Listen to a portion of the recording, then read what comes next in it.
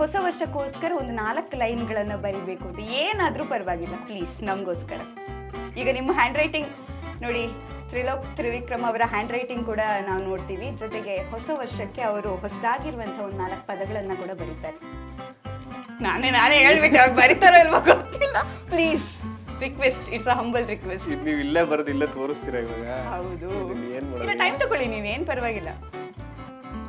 S, ಏನು ಬರ್ದಿದ್ದೀರಾ? ಸುಮ್ಮನೆ ಏನೋ ಒಂದು ಎಷ್ಟು ಗೊತ್ತಿಲ್ಲ ಹೇಗಿದೆ ಅಂತ. ಪರವಾಗಿಲ್ಲ, ನಮ್ಗೆ ಹೆಂಗೂ ಆಗುತ್ತೆ. ಹೊಸ ವರ್ಷದ ನಸುಕಿದು, ಹೊಸ ನಾಳೆಯ ಬೆಳಕಿದು, ನಿದಿರೆಯೆಲ್ಲ ಕಳೆದು ಒದೆದ ಮುಸುಕ ನೆಳೆದು, ಹೊರ ಬನ್ನಿರಿ ನಸುಕಾಗಿದೆ ಹೊಸಕಿ ಕಣ್ಣು ತೆರೆದು. Very nice. ಇದು ಹೊಸ ವರ್ಷನ ಎಂಜಾಯ್ ಮಾಡೋರ್ಗೂ ಆಗುತ್ತೆ, ಹೊರ ಬನ್ನಿರಿ ನಸುಕಾಗಿದೆ ಅಂತ ಮಧ್ಯಾಹ್ನ ಎದ್ದೇಳ್ತಾರಲ್ಲ 1ನೇ ತಾರೀಕು, ಅವ್ರಿಗೂ ಆಗುತ್ತೆ. ಅವ್ರವ್ರಿಗೆ ಬೇಕಾದಂಗೆ ಅರ್ಥೈಸ್ಕೋಬಹುದು.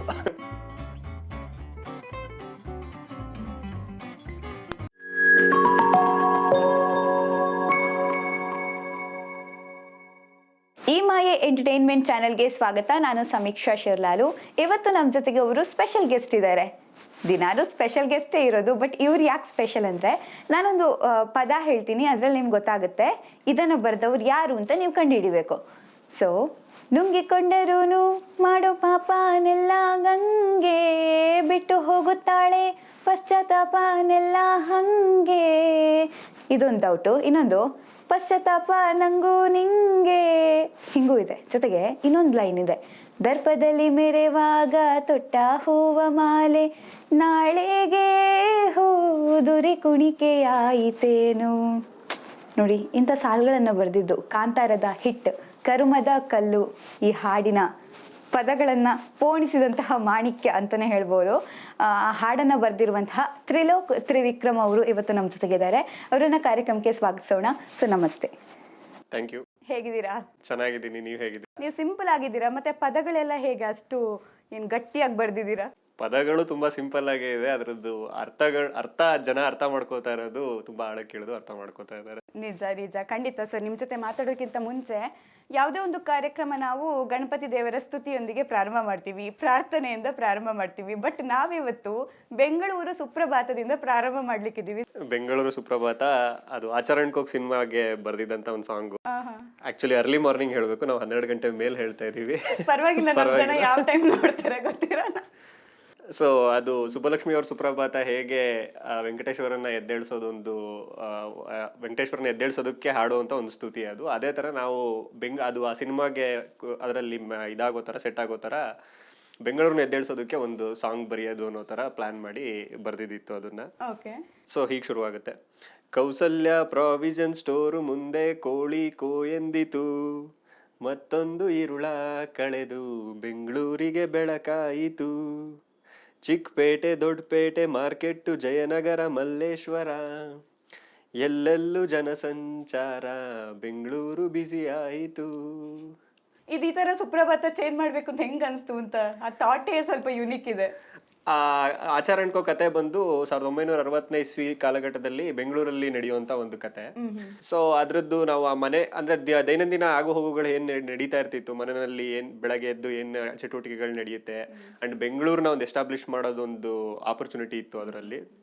ಸೊ ಅವತ್ತಿನ ಕಾಲದ ಬೆಂಗಳೂರು ತೋರ್ಸೋದಕ್ಕೆ ನಾವು ಅದನ್ನ 2024ರಲ್ಲಿ ಮಾಡ್ತಿರ್ಬೇಕಾದ್ರೆ ನಮಗೆ ಶೂಟ್ ಮಾಡಿ ತುಂಬಾ ಹೊರಗಡೆ ಹೋಗಿ ಶೂಟ್ ಮಾಡೋದಕ್ಕೆ ಬೆಂಗಳೂರು ತುಂಬಾ ಬದಲಾಗಿತ್ತು. ಸೊ ಆದಷ್ಟು ನಾವು ಅಲ್ಲಿ ನಡೆಯೋ ಇದನ್ನ ಬೇರೆ ಯಾವ್ದ್ರ ಮುಖಾಂತರ ಹೇಳ್ಬೇಕು ಅನ್ನೋದೊಂದಷ್ಟು ಸೀನ್ಸ್ ಬರ್ಕೊಂಡಿದ್ವಿ.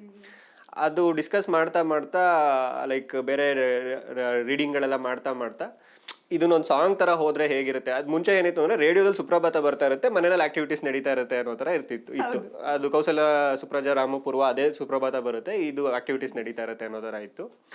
ಬಟ್ ನಾವು ಅದನ್ನ ಯೋಚನೆ ಮಾಡ್ತಾ ಸುಮ್ಮನೆ ಒಂದು ಥಾಟ್ ಬಂತು, ಯಾಕೆ ನಾವು ಬೆಂಗಳೂರನ್ನೇ ಎದ್ದೇಳ್ಸೋ ತರ ಸುಪ್ರಭಾತನೇ ಅಲ್ಲಿ ಶಿಫ್ಟ್ ಮಾಡೋಣ, ಇನ್ನೊಂದು ಮಾಡರ್ನ್ ಸುಪ್ರಭಾತ ಹೊಸದ್ ಬರೋಣ ಅಂತ ಹೇಳಿ.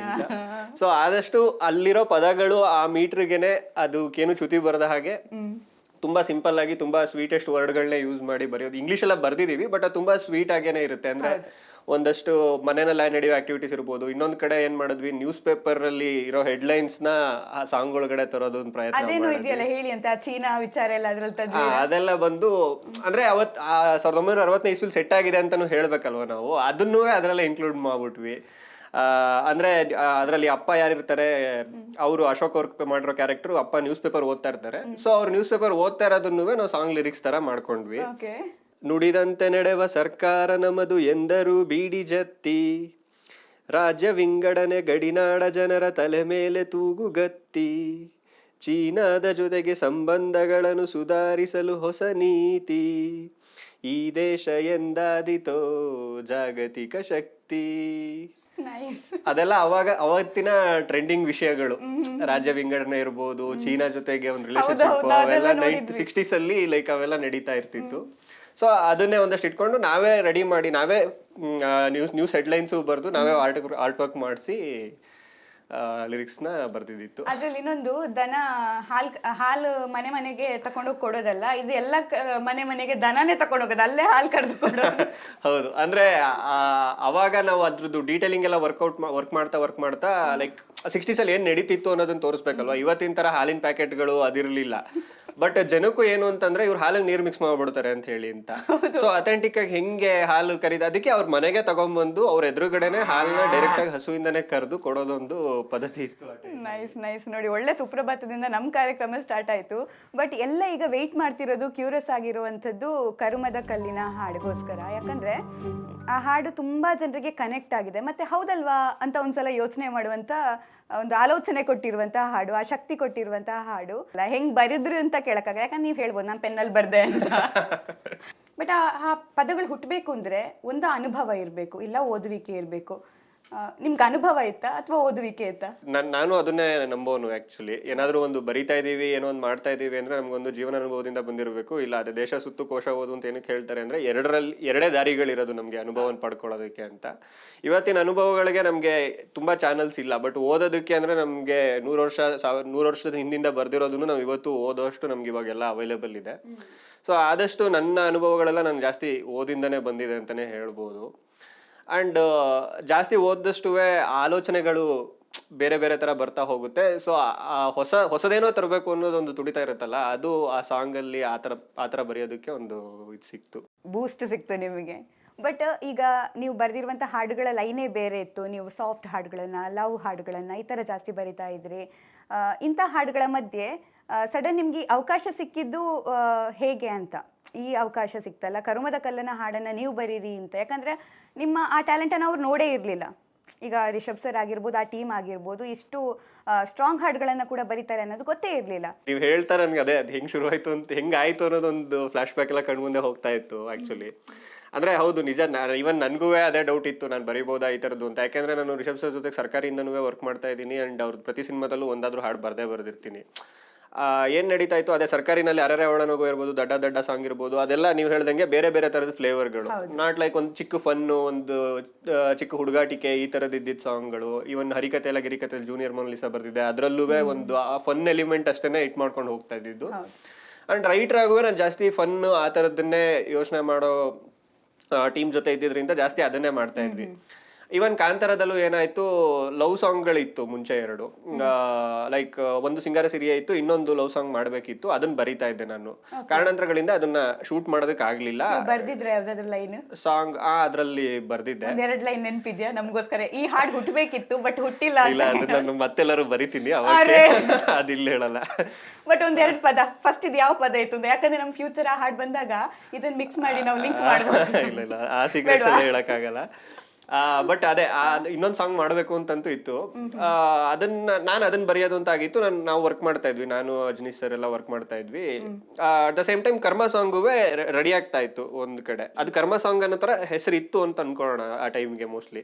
ಬಟ್ ಅದನ್ನ ಯಾರ ಹತ್ರ ಬರ್ಸೋದು ಅಂತ ಇನ್ನೂ ಡಿಸೈಡ್ ಆಗಿರಲಿಲ್ಲ. ಅಂಡ್ ರಿಷಬ್ ಸರ್ಗೂ ಅದೊಂದು ಕ್ವಶನ್ ಮಾರ್ಕ್ ಇತ್ತು, ಯಾರಾದ್ರೂ ಸ್ವಲ್ಪ ಇನ್ ಡೆಪ್ತ್ ಬರೆಯೋರ ಹತ್ರ ಬರ್ಸೋಣ ಅಂತ ನಾವೇ ಡಿಸ್ಕಸ್ ಮಾಡ್ತಾ ಇದ್ವಿ ಆ ಇದ್ರಲ್ಲಿ. ಸೊ ನಡೀತಾ ಇತ್ತು. ಬಟ್ ನನ್ಗೆ ಈ ಸಾಂಗ್ ಇನ್ನೇನು ಶೂಟ್ ಆಗ್ಲಿಲ್ಲ ಅಂತ ಹೇಳ್ಬಿಟ್ಟು ಸ್ವಲ್ಪ ದಿನದ ಮುಂಚೆ ಅವರೇ ಮೆಸೇಜ್ ಮಾಡಿದ್ರು, ಶೂಟ್ ಮಾಡೋದಕ್ಕೆ ಆಗ್ತಾ ಇಲ್ಲ ಅಂತ ಹೇಳಿ ಅಂತ. ನನಗೆ first time okay Rishab sir ಒಂದು ಫಿಲ್ಮ್ ಅಲ್ಲಿ ಗೊತ್ತಿಲ್ಲ ಅವಾಗ ಕಾಂತಾರ ಇನ್ನೂ ಏನಾಗುತ್ತೆ ಅಂತ ಗೊತ್ತಿಲ್ಲ, ಹಳೆ ಕಾಂತಾರ ಅದು. ಸೊ ಒಂದು ಫಿಲ್ಮ್ ಆಗ್ತಾ ಇದೆ, ಬಟ್ ನಾನು ಒಂದು ಸಾಂಗ್ ಬರೆಯಕ್ ಆಗ್ಲಿಲ್ವಲ್ಲ ಇದರಲ್ಲಿ ಒಂದು ಬೇಜಾರಿತ್ತು. ಒಂದಿನ ಬೆಳಗ್ಗೆ ಒಂದು 6 ಗಂಟೆ 7 ಗಂಟೆ ಅಷ್ಟೊತ್ತಿಗೆ ಒಂದು ಟ್ರ್ಯಾಕ್ ಕಳ್ಸಿದ್ರು. ನಾನು ಅಂದ್ರೆ ಚೇಂಜ್ ಆಗೋದು, ಹೊಸ ಟ್ರ್ಯಾಕ್ಗಳು ಮಾಡೋದು, ಈ ಟ್ರ್ಯಾಕ್ ವರ್ಕ್ ಆಗ್ತಿಲ್ಲ ಅಂತ ಇನ್ನೊಂದು ಟ್ರ್ಯಾಕ್ ಮಾಡೋದು, ಇವೆಲ್ಲ ನಡೀತಾನೆ ಇರುತ್ತೆ. ಸೊ ನಾನು ಮತ್ತೆ ಲವ್ ಸಾಂಗ್ ಇನ್ನೊಂದು ಯಾವ್ದೋ ಒಂದು ಟ್ರ್ಯಾಕ್ ಕಳ್ಸಿದಾರೆ. ತುಂಬಾ ವರ್ಷನ್ಸ್ ಬರ್ದ್ಬಿಟ್ಟಿದ್ವಿ ಅಷ್ಟೊತ್ತಿಗೆ ಆಲ್ರೆಡಿ 2-3 ಸಲ ಚೇಂಜ್ ಮಾಡಿ ಎಲ್ಲ ಆಗಿತ್ತು. ನಾನು ಇದಾಗಲ್ಲ ಅಂತ ಹೇಳ್ಬೋಣ ಅನ್ಕೊಂಡ್ ಕೇಳಿದ್ರೆ ಈ ಸಾಂಗು ಕರ್ಮ ಸಾಂಗ್ ಟ್ಯೂನ್ ಇತ್ತು. ಕೇಳ್ಬಿಟ್ಟು ಫೋನ್ ಮಾಡಿ ಅಂದ್ರು. ಫೋನ್ ಮಾಡಿದಾಗ ಇಟ್ಸ್ ಲೈಕ್ ನನಗೆ ಗೊತ್ತಿರಲಿಲ್ಲ ನನ್ಗೆ ಏನಕ್ಕೆ ಈ ಸಾಂಗ್ ಕೊಟ್ಟಿದ್ದಾರೆ ಅಂತ ಹೇಳಿದ್ದು. ಬಿಕಾಸ್ ನಾವೇ ಡಿಸ್ಕಸ್ ಮಾಡಿದ್ವಿ ಬೇರೆ ಯಾರು ಬರೆಸ್ಬೇಕಿದ್ನ ಅಂತ ಹೇಳಿ ಅಂತ. ಈ ಸಾಂಗ್ ಕೊಟ್ಟಿದಾರಲ್ಲ ಅಂತ ಹೇಳ್ಬಿಟ್ಟು ಕಾಲ್ ಮಾಡಿದಾಗ ಜಸ್ಟ್ ಅದೇ ಮಾತಾಡಿದ್ವಿ, ನೋಡಿ ಒಂದು ಟ್ರೈ ಮಾಡಿ ಏನೋ ತುಂಬಾ ಸಿಂಪಲ್ ಆಗಿ ಬರ್ರಿ, ಸಿಂಪಲ್ ಫಿಲಾಸಫಿ, ಕರ್ಮ ಇದನ್ನೆಲ್ಲ ಇಟ್ಕೊಂಡು ಒಂದು ಸಿಂಪಲ್ ಫಿಲಾಸಫಿ ನಿಮ್ಗೆ ಏನ್ ಅನ್ಸುತ್ತೆ ಬರ್ಕೊಂಡು ಹೋಗಿ. ಅಂದ್ರೆ ಈ ತತ್ವ ಪದಗಳೆಲ್ಲ ಇರ್ತಿತ್ತು, ಶಿಶುನಾಳ ಶರೀಫರ್ದು ಇರ್ಬೋದು, ಈ ತರದ್ದೆಲ್ಲ ಒಂದಷ್ಟು ತುಂಬಾ ಸಿಂಪಲ್ ವರ್ಡ್ಸ್ ಅಲ್ಲಿ ಲೈಫ್ ಒಂದು ಫಿಲಾಸಫಿ ಹೇಳೋದ್ರದ್ದು ಏನಾದ್ರು ಟ್ರೈ ಮಾಡಿ ಅಂತ ಹೇಳಿದ್ರು. ಅವರು ಬೆಳಗ್ಗೆ ಹೇಳಿದ್ರು, ನಾನು ಮಧ್ಯಾಹ್ನ ತನಕ ಊರಲ್ಲಿದ್ದೆ. ನಾನು ಅವಾಗ ಎಲ್ಲ ಸುಮ್ಮನೆ ಯೋಚನೆ ಮಾಡ್ಕೊಂಡು ಏನ್ ಮಾಡ್ಬೋದು ಜಸ್ಟ್ ನೋಟ್ಸ್ ಮಾಡ್ಕೋತಾ ಇದ್ದೆ. ಅದ್ರದ್ದು ರೈಟರ್ ಅನಿರುದ್ಧ್ ಮಹೇಶ್ ಅಂತ ಹೇಳಿ, ಅವರು ನನ್ನ ಕ್ಲೋಸ್ ಫ್ರೆಂಡ್. ನಾವೆಲ್ಲ ಸರ್ಕಾರಿ ಒಟ್ಟಿಗೆ ಕೆಲಸ ಮಾಡಿದ್ವಿ. ಸೊ ಅವ್ರಿಗೆ ಫೋನ್ ಮಾಡಿ ಒಂದಷ್ಟು ಡಿಸ್ಕಸ್ ಮಾಡಿದ್ವಿ. ಸೊ ಅವ್ರು ಅವಾಗ ನನ್ಗೆ ಒಂದಷ್ಟು ಡೀಟೇಲ್ಸ್ ಹೇಳಿದ್ರು, ಇದೆಲ್ಲ ನಡೀತಾ ಇರುತ್ತೆ ಸಿಚುವೇಶನ್ಗಳು, ತುಂಬಾ ಸಿಚುವೇಶನ್ ಮೇಲೂ ಹೋಗ್ಬೇಡಿ, ನಿಮ್ಗೆ ಏನ್ ಅನ್ಸುತ್ತೆ ಬರ್ಕೊಂಡು ಹೋಗಿ ಅಂತ. ಅಂದ್ರೆ ಕಿಶೋರ್ ಸರ್ದು ಆ ಫಿಲ್ಮ್ ಅಲ್ಲಿ ಕಿಶೋರ್ ಸರ್ದು ಏನ್ ನಡೀತಾ ಇರುತ್ತೆ, ಒಂದು ಶಿವಾನ್ ಕ್ಯಾರೆಕ್ಟರ್ದು ಏನ್ ನಡೀತಾ ಇರುತ್ತೆ, ಇವೆಲ್ಲ ಏನೇನು ಇದೆ ಅದನ್ನೆಲ್ಲ ಡಿಸ್ಕಸ್ ಮಾಡಿದ್ವಿ. ಸೊ ಮಧ್ಯಾಹ್ನದ ಮೇಲೆ ಹಂಗೆ ಎಲ್ಲ ಸ್ವಲ್ಪ ಟೈಮ್ ಯೋಚನೆ ಮಾಡ್ಕೊಂಡು ಒಂದೊಂದೇ ಐಡಿಯಾಸ್ ಬರ್ತಾ ಹೋಯ್ತು. ಸೊ ಟೈಮು ಜಾಸ್ತಿ ಇರ್ಲಿಲ್ಲ, ನಂಗೆ ಗೊತ್ತಿತ್ತು ರಿಲೀಸ್ ಡೇಟ್ ಎಲ್ಲ ಈ ಟೈಮ್ಗೆ ಇದೆ, ಅಷ್ಟ್ರೊಳಗೆ ಆಗ್ಬೇಕು ಅಂದ್ರೆ ಅಷ್ಟು ಗ್ಯಾಪ್ ಅಲ್ಲಿ ನಿಮ್ಗೆ ಈ ಹಾಡನ್ನ ಕೊಟ್ಟಿದ್ರ? ಅಂದ್ರೆ ತುಂಬಾ ಲೇಟ್ ಶುರು ಮಾಡಿದ್ರೆ ತುಂಬಾ ಲೇಟ್ ಇತ್ತು. ಏನು ಈಸಿಲಿ 1 ಮಂತ್ ಇತ್ತು ಅಂತ ಅನ್ಕೊಳ್ಳೋಣ ಆ ಟೈಮ್ಗೆ, ಅವರು ಇದ್ರ ಕೊಟ್ಟಿದ್ದ ಟೈಮ್ಗೆ. ಬಟ್ ನನಗೂ ಬೇಗ ಮಾಡ್ಬೇಕಿದ್ದನ್ನು ನನ್ಗೆ ಗೊತ್ತಿತ್ತು. ಸೊ ಹಾಗಾಗಿ ನಾನು ಇಮಿಡಿಯೇಟ್ ಕೆಲಸ ಶುರು ಮಾಡಿ ಅವತ್ತು ನೈಟೇ ಒಂದು ವರ್ಷನ್ ಬರೆದು ಸಣ್ಣ ಪುಟ್ಟ ಚೇಂಜಸ್ ಇತ್ತು, ಒಂದಷ್ಟು ಆಪ್ಷನ್ಸು ಇತ್ತು. ಅದನ್ನ ನಾನು ಫಸ್ಟ್ ನನ್ನ ಫ್ರೆಂಡ್ಸಿಗೆ ಕಳಿಸ್ತೀನಿ, ಸೇಮ್ ಅದೇ ಕೋರ್ ಟೀಮ್ ಯಾರಿದ್ದಾರೆ ನಾವು ಸರ್ಕಾರಿ ಮಾಡಿದ್ದವರು, ನಿತೇಶ್ ಮತ್ತೆ ಭರತ್ ಅಂತಿದ್ದಾರೆ, ಅವರಿಬ್ರಿಗೂ ಕಳಿಸ್ದೆ. ಅವರಿಬ್ರು ಓಕೆ ಚೆನ್ನಾಗಿದೆ, ಈ ತರ ಎಲ್ಲ ಬರೀತೀರಾ ನೀವು ಅಂದ್ರು. ರಿಷಬ್ ಸರ್ಗೂ ಕಳಿಸ್ದೆ, ಅವರು ಸೂಪರ್ ಆಗಿದೆ ಅಂತ ಹೇಳಿ ಒಂದು ಮೆಸೇಜ್ ಹಾಕಿದ್ರು ಅಷ್ಟೇ. ಅದಾದ್ಮೇಲೆ 15 ದಿನ ಏನೂ ಕಾಲಿರ್ಲಿಲ್ಲ. ಓಕೆ ಇದು ವರ್ಕ್ ಆಗ್ಲಿಲ್ಲ ಅನ್ನೋ ತರ ಅಂತ ಅನ್ಕೊಂಡೆ. ಒಂದಿನ ಸ್ಟುಡಿಯೋಗೆ ಬರಕ್ ಕೇಳಿದ್ರೆ ಅಲ್ಲಿ ಹೋದಾಗ ಇಟ್ಸ್ ಲೈಕ್ ಅದೇ ಸಾಂಗು ಅಂದ್ರೆ ಅಜ್ಜು ಸರ್ ಹಾಡ್ತಾ ಇದ್ರು, ಹಾಡಿ ಎಲ್ಲ ಮೀಟರ್ ಎಲ್ಲ ಕರೆಕ್ಟ್ ಆಗಿದ್ಯಾ ಅಂತ ಹೇಳ್ಬಿಟ್ಟು ಚೆಕ್ ಮಾಡ್ಕೋತಾ ಇದ್ವಿ. ಅಲ್ಲಿ ಒಂದಷ್ಟು ಸಣ್ಣ ಪುಟ್ಟ ಚೇಂಜಸ್ ಮಾಡಿದ್ವಿ. ಅಂದ್ರೆ ನುಂಗಿಕೊಂಡವ್ರು ಪಾಪನೆಲ್ಲ ಗಂಗೆ ಫಸ್ಟ್ ವರ್ಷನ್ ಅಲ್ಲಿ ಇರ್ಲಿಲ್ಲ ಅಲ್ಲಿ. ಅದ್ರಲ್ಲಿ ಬೇರೆ ಆಪ್ಷನ್ಸೇ ಬರ್ತಿದ್ದೆ. ಅದು ಏನ್ ಬರ್ತಿದ್ರಿ, ಏನಾದ್ರು ನೆನ್ಪಿದೆ, ಹೇಳ್ತೀನಿ. ಕಾದರನು ಭೂಮಿ ಮಾಡೋ ಪಾಪನೆಲ್ಲ ನುಂಗಿ ಕಾವು ತಟ್ಟದೇನು ಈ ಕರ್ಮ ಸುಡೋ ಬೆಂಕಿ ಅಂತ ಹೇಳ್ಬಿಟ್ಟು ಫಸ್ಟ್ ಒಂದು ಆಪ್ಷನ್ ಅದು ಚೆನ್ನಾಗಿತ್ತು. ಅದಕ್ಕೆ ಇದೇ ಫಸ್ಟ್ ಟೈಮ್ ಹೇಳ್ತಾ ಇದೀನಿ ನಾನು ಅದನ್ನ. ಅದೇ ಇದೆಲ್ಲ ಆಪ್ಷನ್ಸ್. ಅದ್ರ ಬದಲು ಇದನ್ನ ನೋಡಿ ಇನ್ನೊಂದು ಗಂಗೆ ಅಂತೆಲ್ಲ ಬರ್ದಿದೀನಿ, ನಿಮ್ಗೆ ಅದು ವರ್ಕ್ ಆಗುತ್ತಾ ನೋಡಿ ಅಂತಂದೆ. ಅಜ್ಜು ಸರ್ ಎಲ್ಲ ಎಕ್ಸೈಟ್ ಆಗ್ಬಿಟ್ರು. ಅಂದ್ರೆ ಇದು ತುಂಬಾ ರೂಟೆಡ್ ಆಗಿದೆ, ಗಂಗೆ ಎಲ್ಲ ಬಂದ್ರೆ ಪಕ್ಕ ವರ್ಕ್ ಆಗುತ್ತೆ, ಮಾಡೋಣ ಅಂತ ಹೇಳಿ. ನುಂಗಿಕೊಂಡರು ಮಾಡೋ ಪಾಪನೆಲ್ಲ ಗಂಗೆ ಬಿಟ್ಟು ಹೋಗುತ್ತಾಳೆ ಪಶ್ಚಾತ್ತಾಪ ನಂಗೆ ನಿಂಗೆ. ಸೊ ಆ ಲೈನ್ಸ್ ಅದು ಅಂದ್ರೆ ಲೈಕ್ ಚೇಂಜಸ್ ನಾನೇ ಆಪ್ಷನ್ ಕೊಟ್ಟಿದ್ದು, ಅವ್ರು ಆಲ್ಮೋಸ್ಟ್ ಓಕೆ ಮಾಡಿದ್ರು. ಅವಾಗ ಸರ್ ಇದೊಂದು ಲೈನ್ ಇದೆ ನೋಡಿ, ಇದು ವರ್ಕ್ ಆಗುತ್ತೆ ಅಂತ ಸುಮ್ನೆ ತೋರಿಸಿದ್ರು. ನನ್ಗೂ ಅಂದ್ರೆ ಅವಾಗ ಐಡಿಯಾ ಇರ್ಲಿಲ್ಲ ಲೈಕ್ ಯಾವ್ದು ವರ್ಕ್ ಆಗ. ಬಿಕಾಸ್ ಗಂಗೆದೆಲ್ಲ ನಮ್ಗೆ ಇಲ್ಲಿ ನಾವು ಸೌತ್ ಇಂಡಿಯಾದಲ್ಲಿ ಇದೀವಿ, ನಮ್ಗೆ ಕನೆಕ್ಟ್ ಆಗುತ್ತೆ, ಅಥವಾ ನಾವ್ ಇಲ್ಲಿದ್ದು ಭೂಮಿದೇನೋ ಒಂದ್ ಮಾಡ್ಬೇಕಾ ಅನ್ನೋ ತರದ್ದೆಲ್ಲ ಇತ್ತು. ಸೊ ಅದಾದ್ಮೇಲೆ ಇಟ್ಸ್ ಲೈಕ್ ಅವಾಗ ಹಾಡ್ಸೋದು ಯಾರು ಅಂತ ಇರ್ಲಿಲ್ಲ. ಅವಾಗ ವೆಂಕಿ ಸರ್, ಅದು ಅಷ್ಟೇನೆ ಒಳ್ಳೆ ಕಾಲ ಆಕ್ಚುಲಿ. ಅದು ಮುಂಚೆ ಬೇರೆಯವ್ರ ಹತ್ರ ಯಾರ ಹತ್ರ ಹಾಡ್ಸೋದು ಅನ್ನೋದು ಇದ್ದೇ ಇತ್ತು. ಬಟ್ ರಿಷಬ್ ಸರ್ಗೆ ಅವರು ಸರ್ಕಾರಿನಲ್ಲಿ ಒಂದು ಸಾಂಗ್ ಹಾಡ್ಕೊಟ್ಟಿದ್ರು ವೆಂಕಿ ಸರ್. ಅವಾಗ ಅದು ಹಾಡಿದ್ದು ನನ್ ನೆನ್ಪಿತ್ತಲ್ಲ, ಸೊ ಅವ್ರನ್ನ ಕರ್ಸಿ ಹಾಡ್ಸಿದ್ದು, ಅಲೆಯೋ ಅಲೆಗೆ ಈಗ ಹಾಡಿದ್ರು. ಸೊ ಅವ್ರನ್ನ ಕರ್ಸಿ ಹಾಡ್ಸಿದ್ದು ಅದು ಆಕ್ಚುಲಿ ಒಂದು ಮಾಸ್ಟರ್ ಸ್ಟ್ರೋಕ್ ಅದು. ಬಿಕಾಸ್ ಅದನ್ನ ನೆಕ್ಸ್ಟ್ ಲೆವೆಲ್ ತಗೊಂಡ್ ಹೋಗೋದಕ್ಕೆ ವೆಂಕಿ ಸರ್. ಸೊ ಅದು 3 ಜನದ ಕಾಂಟ್ರಿಬ್ಯೂಷನ್ ಲೈಕ್ ಈಕ್ವಲಿ ಹಂಗೆ ಇದೆ. ಅಂದ್ರೆ ಅಜ್ಜು ಸರ್ ಅದ್ರಲ್ಲಿ ಅದು ಇನ್ನೊಂದು ಬರುತ್ತಲ್ಲ, ಅಲ್ಲೇನ್ ಲಿರಿಕ್ಸ್ ಇಲ್ಲ, ಬಟ್ ಅದು ಎಷ್ಟು ಹಾಂಟಿಂಗ್ ಆಗಿದೆ. At the same time Venky ಅವ್ರ ವಾಯ್ಸ್ ಅಂಡ್ ಬರ್ದಿದ್ ಲೈನ್ಸ್ ಎಲ್ಲಾದು ಸೇರಿ ಅಂದ್ರೆ ಎಲ್ಲ ಅದೇ. ನಾನು ವೆಂಕಿ ಸರ್ ಜೊತೆ ಮಾತಾಡುವಾಗ್ಲೂ ಇದೇ ಹೇಳ್ದೆ, ಅವರು ಹೇಗೆ ಅಂದ್ರೆ ಅವರು ನಿಮ್ ತರನೇ ಬೇರೆಯವ್ರಿಗೆ ಕ್ರೆಡಿಟ್ ಕೊಡ್ತಿದ್ದು ಜಾಸ್ತಿ. ನಾನು ಹೇಳ್ದೆ ಎಲ್ಲಾ ಕೈ ಸೇರಿದ್ರೇನೆ ಚಪ್ಪಾಳೆ ಆಗೋದು ಅಂತ ನಾನು ಹೇಳ್ದೆ. ಎಲ್ಲರೂ ಸೇರಿದ್ರಿಂದ ಅದೊಂದು ಅಷ್ಟು ಒಳ್ಳೆ ಪ್ರಾಡಕ್ಟ್ ಆಯ್ತು ಅಂತ, ಎಲ್ರಿಗೂ ಜನರಿಗೂ ತಲುಪ್ತು ಅಂತ. ಬಟ್ ನನ್ಗೂ ನನ್ನ ಫ್ರೆಂಡ್ಸ್ಗೂ ಯಾವಾಗ್ಲೂ ಜಗಳ ಆಗ್ತಿತ್ತು. ಯಾಕಂದ್ರೆ ನುಂಗಿಕೊಂಡರೂ ಮಾಡೋ ಪಾಪನೆಲ್ಲ ಗಂಗೆ ಬಿಟ್ಟು ಹೋಗುತ್ತಾಳೆ ಪಶ್ಚಾತ್ತಾಪ ನಂಗೆ ನಿಂಗೆ ಅಂತ ಒಬ್ರು, ಇನ್ನೊಬ್ರು ಪಶ್ಚಾತ್ತಾಪನೆಲ್ಲ ಹಂಗೆ ಅಂತ ಇನ್ನೊಬ್ರು. ಇದು ಜಗಳ ಮಾಡಿ ಲಾಸ್ಟಿಗೆ ಹೊಂಬಾಳೆ ಪೇಜಲ್ಲೂ ನೋಡಿದ್ವಿ, ಅದ್ರಲ್ಲಿ ನೋಡಿ ಹಿಂಗಿದೆ ಅಂತ, ಇಲ್ಲ ಇದ್ರಲ್ಲಿ ಹಿಂಗಿದೆ ಅಂತ. ಈಗ ಯಾವುದು ನಿಜ? ಅದ್ ಹೆಂಗ ಅಂದ್ರೆ ಎರಡು ಬರ್ದಿದ್ದಂತೂ ನಾನೇ ಬರ್ದಿದ್ದೀರಾ? ಅದೇ ಇದೆಲ್ಲ ವೈರಲ್ ಹೆಂಗಾಯ್ತು ಅಂತ ಎರಡು ಆಚೆ ಈಚೆ. ಇಲ್ಲ ಆಕ್ಚುಲಿ ಇಂಪ್ರೂವೈಸ್ ಮಾಡ್ತಾ ಇರ್ತೀವಿ ಅಂತ ಹೇಳದ್ನಲ್ವಾ, ಏನೋ ಬರೀತಿರ್ಬೇಕಾದ್ರೆ ಓಕೆ ಪಶ್ಚಾತ್ತಾಪನೆಲ್ಲ ಹಂಗೆ ಅಂದ್ರೆ ಒಂದ್ ಮೀನಿಂಗು, ಪಶ್ಚಾತ್ತಾಪ ನಂಗೆ ನಿಂಗೆ ಅಂದ್ರೆ ಇನ್ನೂ ಪರ್ಸನಲ್ ಆಗ್ಬಿಡುತ್ತಲ್ವಾ ಅದು. ಸೊ ಅದು ಮೇ ಬಿ ನನಗೆ ನೆನಪಿರೋ ಪ್ರಕಾರ ಪಶ್ಚಾತ್ತಾಪನೆಲ್ಲ ಹಂಗೆ ಫಸ್ಟ್ ಬರ್ದಿರ್ತೀನಿ, ಆಮೇಲೆ ಪಶ್ಚಾತ್ತಾಪ ನಂಗೆ ನಿಂಗೆ ಅಂತ ಇಂಪ್ರೂವೈಸ್ ಮಾಡಿರ್ತೀನಿ. ಸೊ 2 ವರ್ಷನೂ ಕಳ್ಸಿರ್ತೀನಿ. ಅವರು ಅದು ಹೆಂಗೆ ಎರಡೂ ಹಾಡಿದ್ರು ಅಂತ ಗೊತ್ತಿಲ್ಲ ನನ್ಗೂ, ಅದು ಅಜ್ಜು ಸರ್ಗೂ ಗೊತ್ತಿಲ್ಲ, ಯಾರಿಗೂ ಗೊತ್ತಿಲ್ಲ ಅದು ಇವತ್ತಿಗೆ. ಸೀರಿಯಸ್ಲಿ ಅದು ಡಿಸ್ಕಷನ್ ಏನಾದ್ರು ಆಗಿದೆಯಾ ನಿಮ್ ಟೀಮ್ ಅಲ್ಲಿ ಈ ತರ? ಈಗ ಸೆಕೆಂಡ್ ಕಾಂತಾರ, ಹೊಸ ಕಾಂತಾರ ಬಂದಾಗ ಸೇಮ್ ಲಿರಿಕ್ಸ್ ಇಟ್ಕೋಬೇಕು ಅಂತಂದಾಗ ಅಲ್ಲಿ ಮಾತಾಡ್ಕೊಂಡ್ವಿ. ಅಜ್ಜು ಸರ್ ಕೇಳ್ದೆ ನಾನು, ಸರ್ ಆದ್ರೆ ಇದು ಫೈನಲ್ ವರ್ಷನ್ ಇದ್ ಮಾಡಿದ್ದಲ್ವಾ, ನೀವ್ ಇದನ್ನ ಹೆಂಗ್ ಹಾಡ್ಸಿದ್ರಿ ಅಂತ. ಅದ್ ಹೆಂಗ್ ಬಂದದ್ ನನ್ಗೂ ಗೊತ್ತಿಲ್ಲ. ಅದ್ 2 ರಿಲೀಸು ಆಗಿದೆ. ಅದೇ ಆಡಿಯೋ ಸಾಂಗ್ ಜೊತೆಗೆ ಏನೊಂದು ಹೋಗಿದೆ, ಅದರಲ್ಲಿ ಪಶ್ಚಾತ್ತಾಪ ನಂಗೆ ನಿಂಗೆ ಇದೆ. ಯೂಟ್ಯೂಬ್ ಅಲ್ಲಿ ಏನ್ ಬಂದಿದೆ ಅದ್ರಲ್ಲಿ ಪಶ್ಚಾತ್ತಾಪನೆಲ್ಲ ಹಂಗೆ ಅಂತಿದೆ. ಸೊ ನಾವೇನ್ ಅನ್ಕೊಂಡು ಓಕೆ ಫಿಲ್ಮ್ ವರ್ಷನ್ ಒಂದು ಹೋಗಿರುತ್ತಲ್ವಾ, ಫಿಲ್ಮ್ ವರ್ಷನ್ ಒಂದು ಹೋಗಿರುತ್ತೆ, ಅದನ್ನ ಫಿಲ್ಮ್ ಕಟ್ ಮಾಡಿರ್ತಾರೆ ಅಂಡ್ ಆಡಿಯೋಗೆ ಬೇರೆ ಸಪರೇಟ್ ಮಾಡಿರ್ತಾರಲ್ಲ, ಅದು ಇಲ್ಲಿ ಹೋಗಿದೆ. ಬಟ್ ವೆಂಕಿ ಅವ್ರು ಏನಕ್ಕೆ 2 ಹಾಡಿದ್ರು ಅದು ಅಲ್ವಾ? ಟ್ರೂ, ಹಂಗೂ ಅನ್ಸುತ್ತೆ. ಮೇ ಬಿ 2 ಸಲ ಹಾಡಿದಾರ ಅಂತಾನು ಅನ್ಸುತ್ತೆ. ಕೆಲವು ಲೈನ್ಸ್ ಚೇಂಜ್ ಇದೆ. ಅಂದ್ರೆ ಲೈಕ್ ಇದು ಅಷ್ಟೇನೆ, ಬದುಕಿಡಿ ಮದ್ದು ಹುಡುಕಿ ಅಲೆದಾಡುವೆ, ಯಾತಕ್ಕೆ ಮದ್ದು ಹುಡುಕಿ ಅಲೆದಾಡುವೆ 2 ಆಪ್ಷನ್ ಇದೆ, ಅದರಲ್ಲೂ 2 ಆಪ್ಷನ್ ಇದೆ. ಅದು ಇಂಪ್ರೂವೈಸ್ ಮಾಡಿರೋದೇನೆ ಮಧ್ಯದಲ್ಲಿ ಯಾವಾಗ್ಲೂ. ಅದ್ರಲ್ಲಿ ಇನ್ನೊಂದು ಲೈನ್ ತುಂಬಾ ಅಂದ್ರೆ ಅನ್ಸೋದು, ಯೋಚನೆ ಮಾಡುವಾಗ, ದರ್ಪದಲ್ಲಿ ಮೆರೆವಾಗ ತೊಟ್ಟ ಹೂವ ಮಾಲೆ, ನಾಳೆಗೆ ಹೂ ಉದುರು ಹೋದ್ರೆ ಅದು ಕುಣಿಕೆನೆ ಆಗ್ಬಹುದಲ್ಲ ಅಂತ. ಸೊ ಅದ್ ಅಂದ್ರೆ ಇಮ್ಯಾಜಿನ್ ಮಾಡಕ್ಕೆ ಆಗಲ್ಲ ಎಷ್ಟು ಚೆನ್ನಾಗಿರುತ್ತೆ ಹೂವಿನ ಮಾಲೆ. ದರ್ಪದಲ್ಲಿ ನಾವು ತುಂಬಾ ಅಹಂಕಾರ ತೋರಿಸ್ತೀವಿ, ಇಳ್ದೋದಾಗ ಅದ್ ಕುಣಿಕೆ ಆಗೇ ಆಗುತ್ತೆ. ಸೊ ಇದು ಹೆಂಗ್ ಹುಟ್ಟು ಅಂತ. ಅದೇ ಅಂದ್ರೆ ನಮ್ ಸುತ್ತಮುತ್ತ ನಡೀತಾರದೆಲ್ಲ ಅದೇ ಇರುತ್ತೆ ಅಂಡ್ ಅದ್ ಎಲ್ರಿಗೂ ಒಂದು ಜೀವನದ ಒಂದು ಪಾಠನೇ. ಅಂಡ್ ನಾನು ಆದಷ್ಟು ಅದನ್ನ ಫಾಲೋ ಮಾಡೋದಕ್ಕೆ ಟ್ರೈ ಮಾಡ್ತೀವಿ. ಅಂದ್ರೆ ಏನೋ ಒಂದು ಸಿಕ್ಕಿದಾಗ ಹಿಗ್ಬಾರ್ದು, ಆಮೇಲೆ ಅದೇ ನಮ್ಗೆ ತಟ್ಟುತ್ತೆ ವಾಪಸ್ಸು ಅನ್ನೋ ತರದೊಂದು ಫೀಲ್ ಇದೆಯಲ್ಲ. ಸೊ ಈ ಫಿಲಾಸಫಿ ಮೇಲೆನೆ ಯೋಚನೆ ಮಾಡ್ತಾ ಬರ್ದಿದ್ದು. ಅಂಡ್ ಸಿಚುವೇಶನ್ ಹಂಗೆ ಇರ್ತಾನೆ. ಅಂದ್ರೆ ಅವನು ಶಿವ ಮೇಜರ್ ನನಗೆ ಕಾಂತಾರ ಸಿಚುವೇಶನ್ ಏನಿತ್ತು ಅದೇ ಇನ್ಸ್ಪೈರ್ ಮಾಡಿದ್ದು. ನಾಟ್ ಲೈಕ್ ಎಲ್ಲಿಂದನೋ ಹೊಸದೇನೋ ತಂದೆ ಆ ಥರದ್ದೇನಿಲ್ಲ. ಅಲ್ಲಿ ಇದ್ದಿದ್ದನ್ನೇ ಆದಷ್ಟು ನಾವು ಜನರಿಗೂ ಒಂದು ಜೀವನ ಪಾಠ ತರ ಹೆಂಗ್ ಹೇಳ್ಬೋದು, ಕರ್ಮ ಅನ್ನೋದು ಹಿಂಗೆ ನಮ್ಮನ್ನ ಮಾಡಿ ಎಫೆಕ್ಟ್ ಮಾಡುತ್ತೆ ಅನ್ನೋದೊಂದು ಐಡಿಯಾ ಇಟ್ಕೊಂಡೆ ಬರ್ದಿದ್ದು. But at the same time ಅದನ್ನ ತುಂಬಾ ಜನ ಚರ್ಚೆ ಮಾಡ್ತಾ ಇದ್ರು, ನಾನು ಎಲ್ಲ ಫಾಲೋ ಮಾಡ್ತಾ ಇದ್ದೆ. ಎಲ್ಲೆಲ್ಲಿ ಯಾರಾದ್ರೂ ಲಿಂಕ್ ಕಳಿಸ್ತಾರೆ, ಇದೆಲ್ಲ ಮಾಡ್ತಾ ಇರ್ತಾರೆ. ಸೊ ಟ್ವಿಟರ್ ಅಲ್ಲಿ ಅವಾಗ ನಾನೊಂದು ನೋಡಿದೆ, ಅಂದ್ರೆ ಹಳೆ ಕಾಂತಾರ ಬಂದಾಗಲೇ ಇವನ್ DVG ಅವ್ರದ್ದು ಮಂಕುತಿಮ್ಮನ ಕಗ್ಗದಲ್ಲೂ ಒಂದು ಲೈನ್, ಸಿಮಿಲರ್ ಲೈನ್ ಬರುತ್ತೆ. ನಾಟ್ ಲೈಕ್ ಇದು ಕರ್ಮ ಅದ್ರ ಬಗ್ಗೆ ಬರಲ್ಲ, ತೊರೆದು ಬಿಡು ನೆನಪುಗಳ. ಅದರಲ್ಲಿ ಅದನ್ನ ಎಂಡ್ ಮಾಡೋದು ಹೇಗ್ ಮಾಡ್ತಾರೆ ಅಂತಂದ್ರೆ, ಉರಕೆ ಸೊಗಸೆನಿಸಿದ ಪ್ರೀತಿ ಹಾರ ಮೊಮ್ಮೊರ್ಮೆ ಉರುಳಾಪುದ ಆತ್ಮಕ್ಕೆ ಮಂಕುತಿಮ್ಮ ಅಂತ ಹೇಳ್ಬಿಟ್ಟು ಎಂಡ್ ಮಾಡ್ತಾರೆ. ಅಂದ್ರೆ ಉರಕೆ ಅಂದ್ರೆ ಕತ್ತಿಗೆ ಸೊಗಸೆನಿಸಿದ ಪ್ರೀತಿ ಹಾರವುವೆ, ಪ್ರೀತಿಯಿಂದ ತೊಡ್ಸಿರೋದೊಂದು ಹಾರನುವೆ ಆತ್ಮಕ್ಕೆ ಉರುಳಾಗ್ಬೋದು ನಾಳೆ. ಸೊ ಆ ನೆನಪುಗಳನ್ನೆಲ್ಲ ಬಿಟ್ಬಿಡು ಆದಷ್ಟುವೆ, ತೊರೆದು ಬಿಡು ನೆನಪುಗಳ ಕರಕರೆಯ ಬೇರುಗಳ, ಈ ತರ ಹೋಗುತ್ತೆ ಅದು. ಸೊ ಅವಾಗ ಓಕೆ ಇದು ನಾನೇನು ಮಾಡಿದೀನಿ ಅಂತಲ್ಲ, ಇದೇ ಆಲೋಚನೆ ಇನ್ನೊಬ್ರಿಗೂ ಬಂದಿದೆ, ಅವ್ರು ಅದನ್ನ ಬೇರೆ ಕಾಂಟೆಕ್ಸ್ಟ್ ಅಲ್ಲಿ ಯೂಸ್ ಮಾಡಿದ್ದಾರೆ ಆ ತರ ಅಂತ ಅನ್ನಿಸ್ತು. ಅಂದ್ರೆ ಇಲ್ಲಿ ಆ ದರ್ಪ ಅಂತ ಯೂಸ್ ಮಾಡಿದೀವಿ, ಅದ್ರಲ್ಲಿ ಅವರು ಇದನ್ನೇ ಪ್ರೀತಿಯಿಂದ ಹಾಕಿದ ಹಾರನೇ ನಿಮ್ಗೆ ಆತ್ಮಕುರುಳಾಗುತ್ತೆ. ಹೌದು ಹೌದು. ಅಂದ್ರೆ ನೋಡಿ, 2 ವಿಧಾನದಲ್ಲೂ ನಾವು ಯೋಚನೆ ಮಾಡ್ಬೋದು. ಪ್ರೀತಿನೂ ಒಂದೊಂದ್ಸಲ ಮುಳ್ಳಾಗುತ್ತೆ ಅನ್ನೋದು, ದರ್ಪ ಆಲ್ವೇಸ್ ಮುಳ್ಳಾಗೇ ಆಗುತ್ತೆ ಅನ್ನೋದು. ಸೊ ಚೆನ್ನಾಗಿದೆ ನಿಜ. ಅಂದ್ರೆ ನಿಮ್ ಜೊತೆ ಮಾತಾಡುವಾಗ ಹೊಸ ವಿಚಾರಗಳ ಜೊತೆನೂ ನಾವು ಮಾತಾಡ್ದಂಗಾಗುತ್ತೆ. ಅಂಡ್ ಚಾಪ್ಟರ್ 1 ಬಂದಾಗ, ಕಾಂತಾರ ಚಾಪ್ಟರ್ 1 ನಲ್ಲಿ ಇದೇ ಹಾಡನ್ನ ಮತ್ತೆ ಬರಿತೀರಾ ನೀವು. ಇನ್ನೂ ಸ್ವಲ್ಪ ಪದಗಳ ಡೆಪ್ತ್ ಜಾಸ್ತಿ ಇದೆ ಅದರಲ್ಲಿ. ಯಾವುದು, ಸಾವಿಗಿಂತ ಘೋರ ಶಾಪ ಈ ಬದುಕು, ವ್ಯಥೆಯೆಲ್ಲ ಕಳೆಯುವ ಮದ್ದು ಚಿತೆಯಲ್ಲಿದೆ. ಮತ್ತೆ ಅದರಲ್ಲಿ ತಾಯಿ ನೆತ್ತರಾಗಿ ಹೋಯ್ತೆ ಹೆತ್ತ ತಾಯ ಎದೆ ಹಾಲು, ಆದ ಪಾಪದಲ್ಲಿ ಹೇಳು ಯಾರಾದಷ್ಟು ಪಾಲು. ನೋಡಿ, ಇದೆಲ್ಲ ಹಾಡುಗಳು ಹಂಗೆ ಬಂದ್ಬಿಡುತ್ತೆ.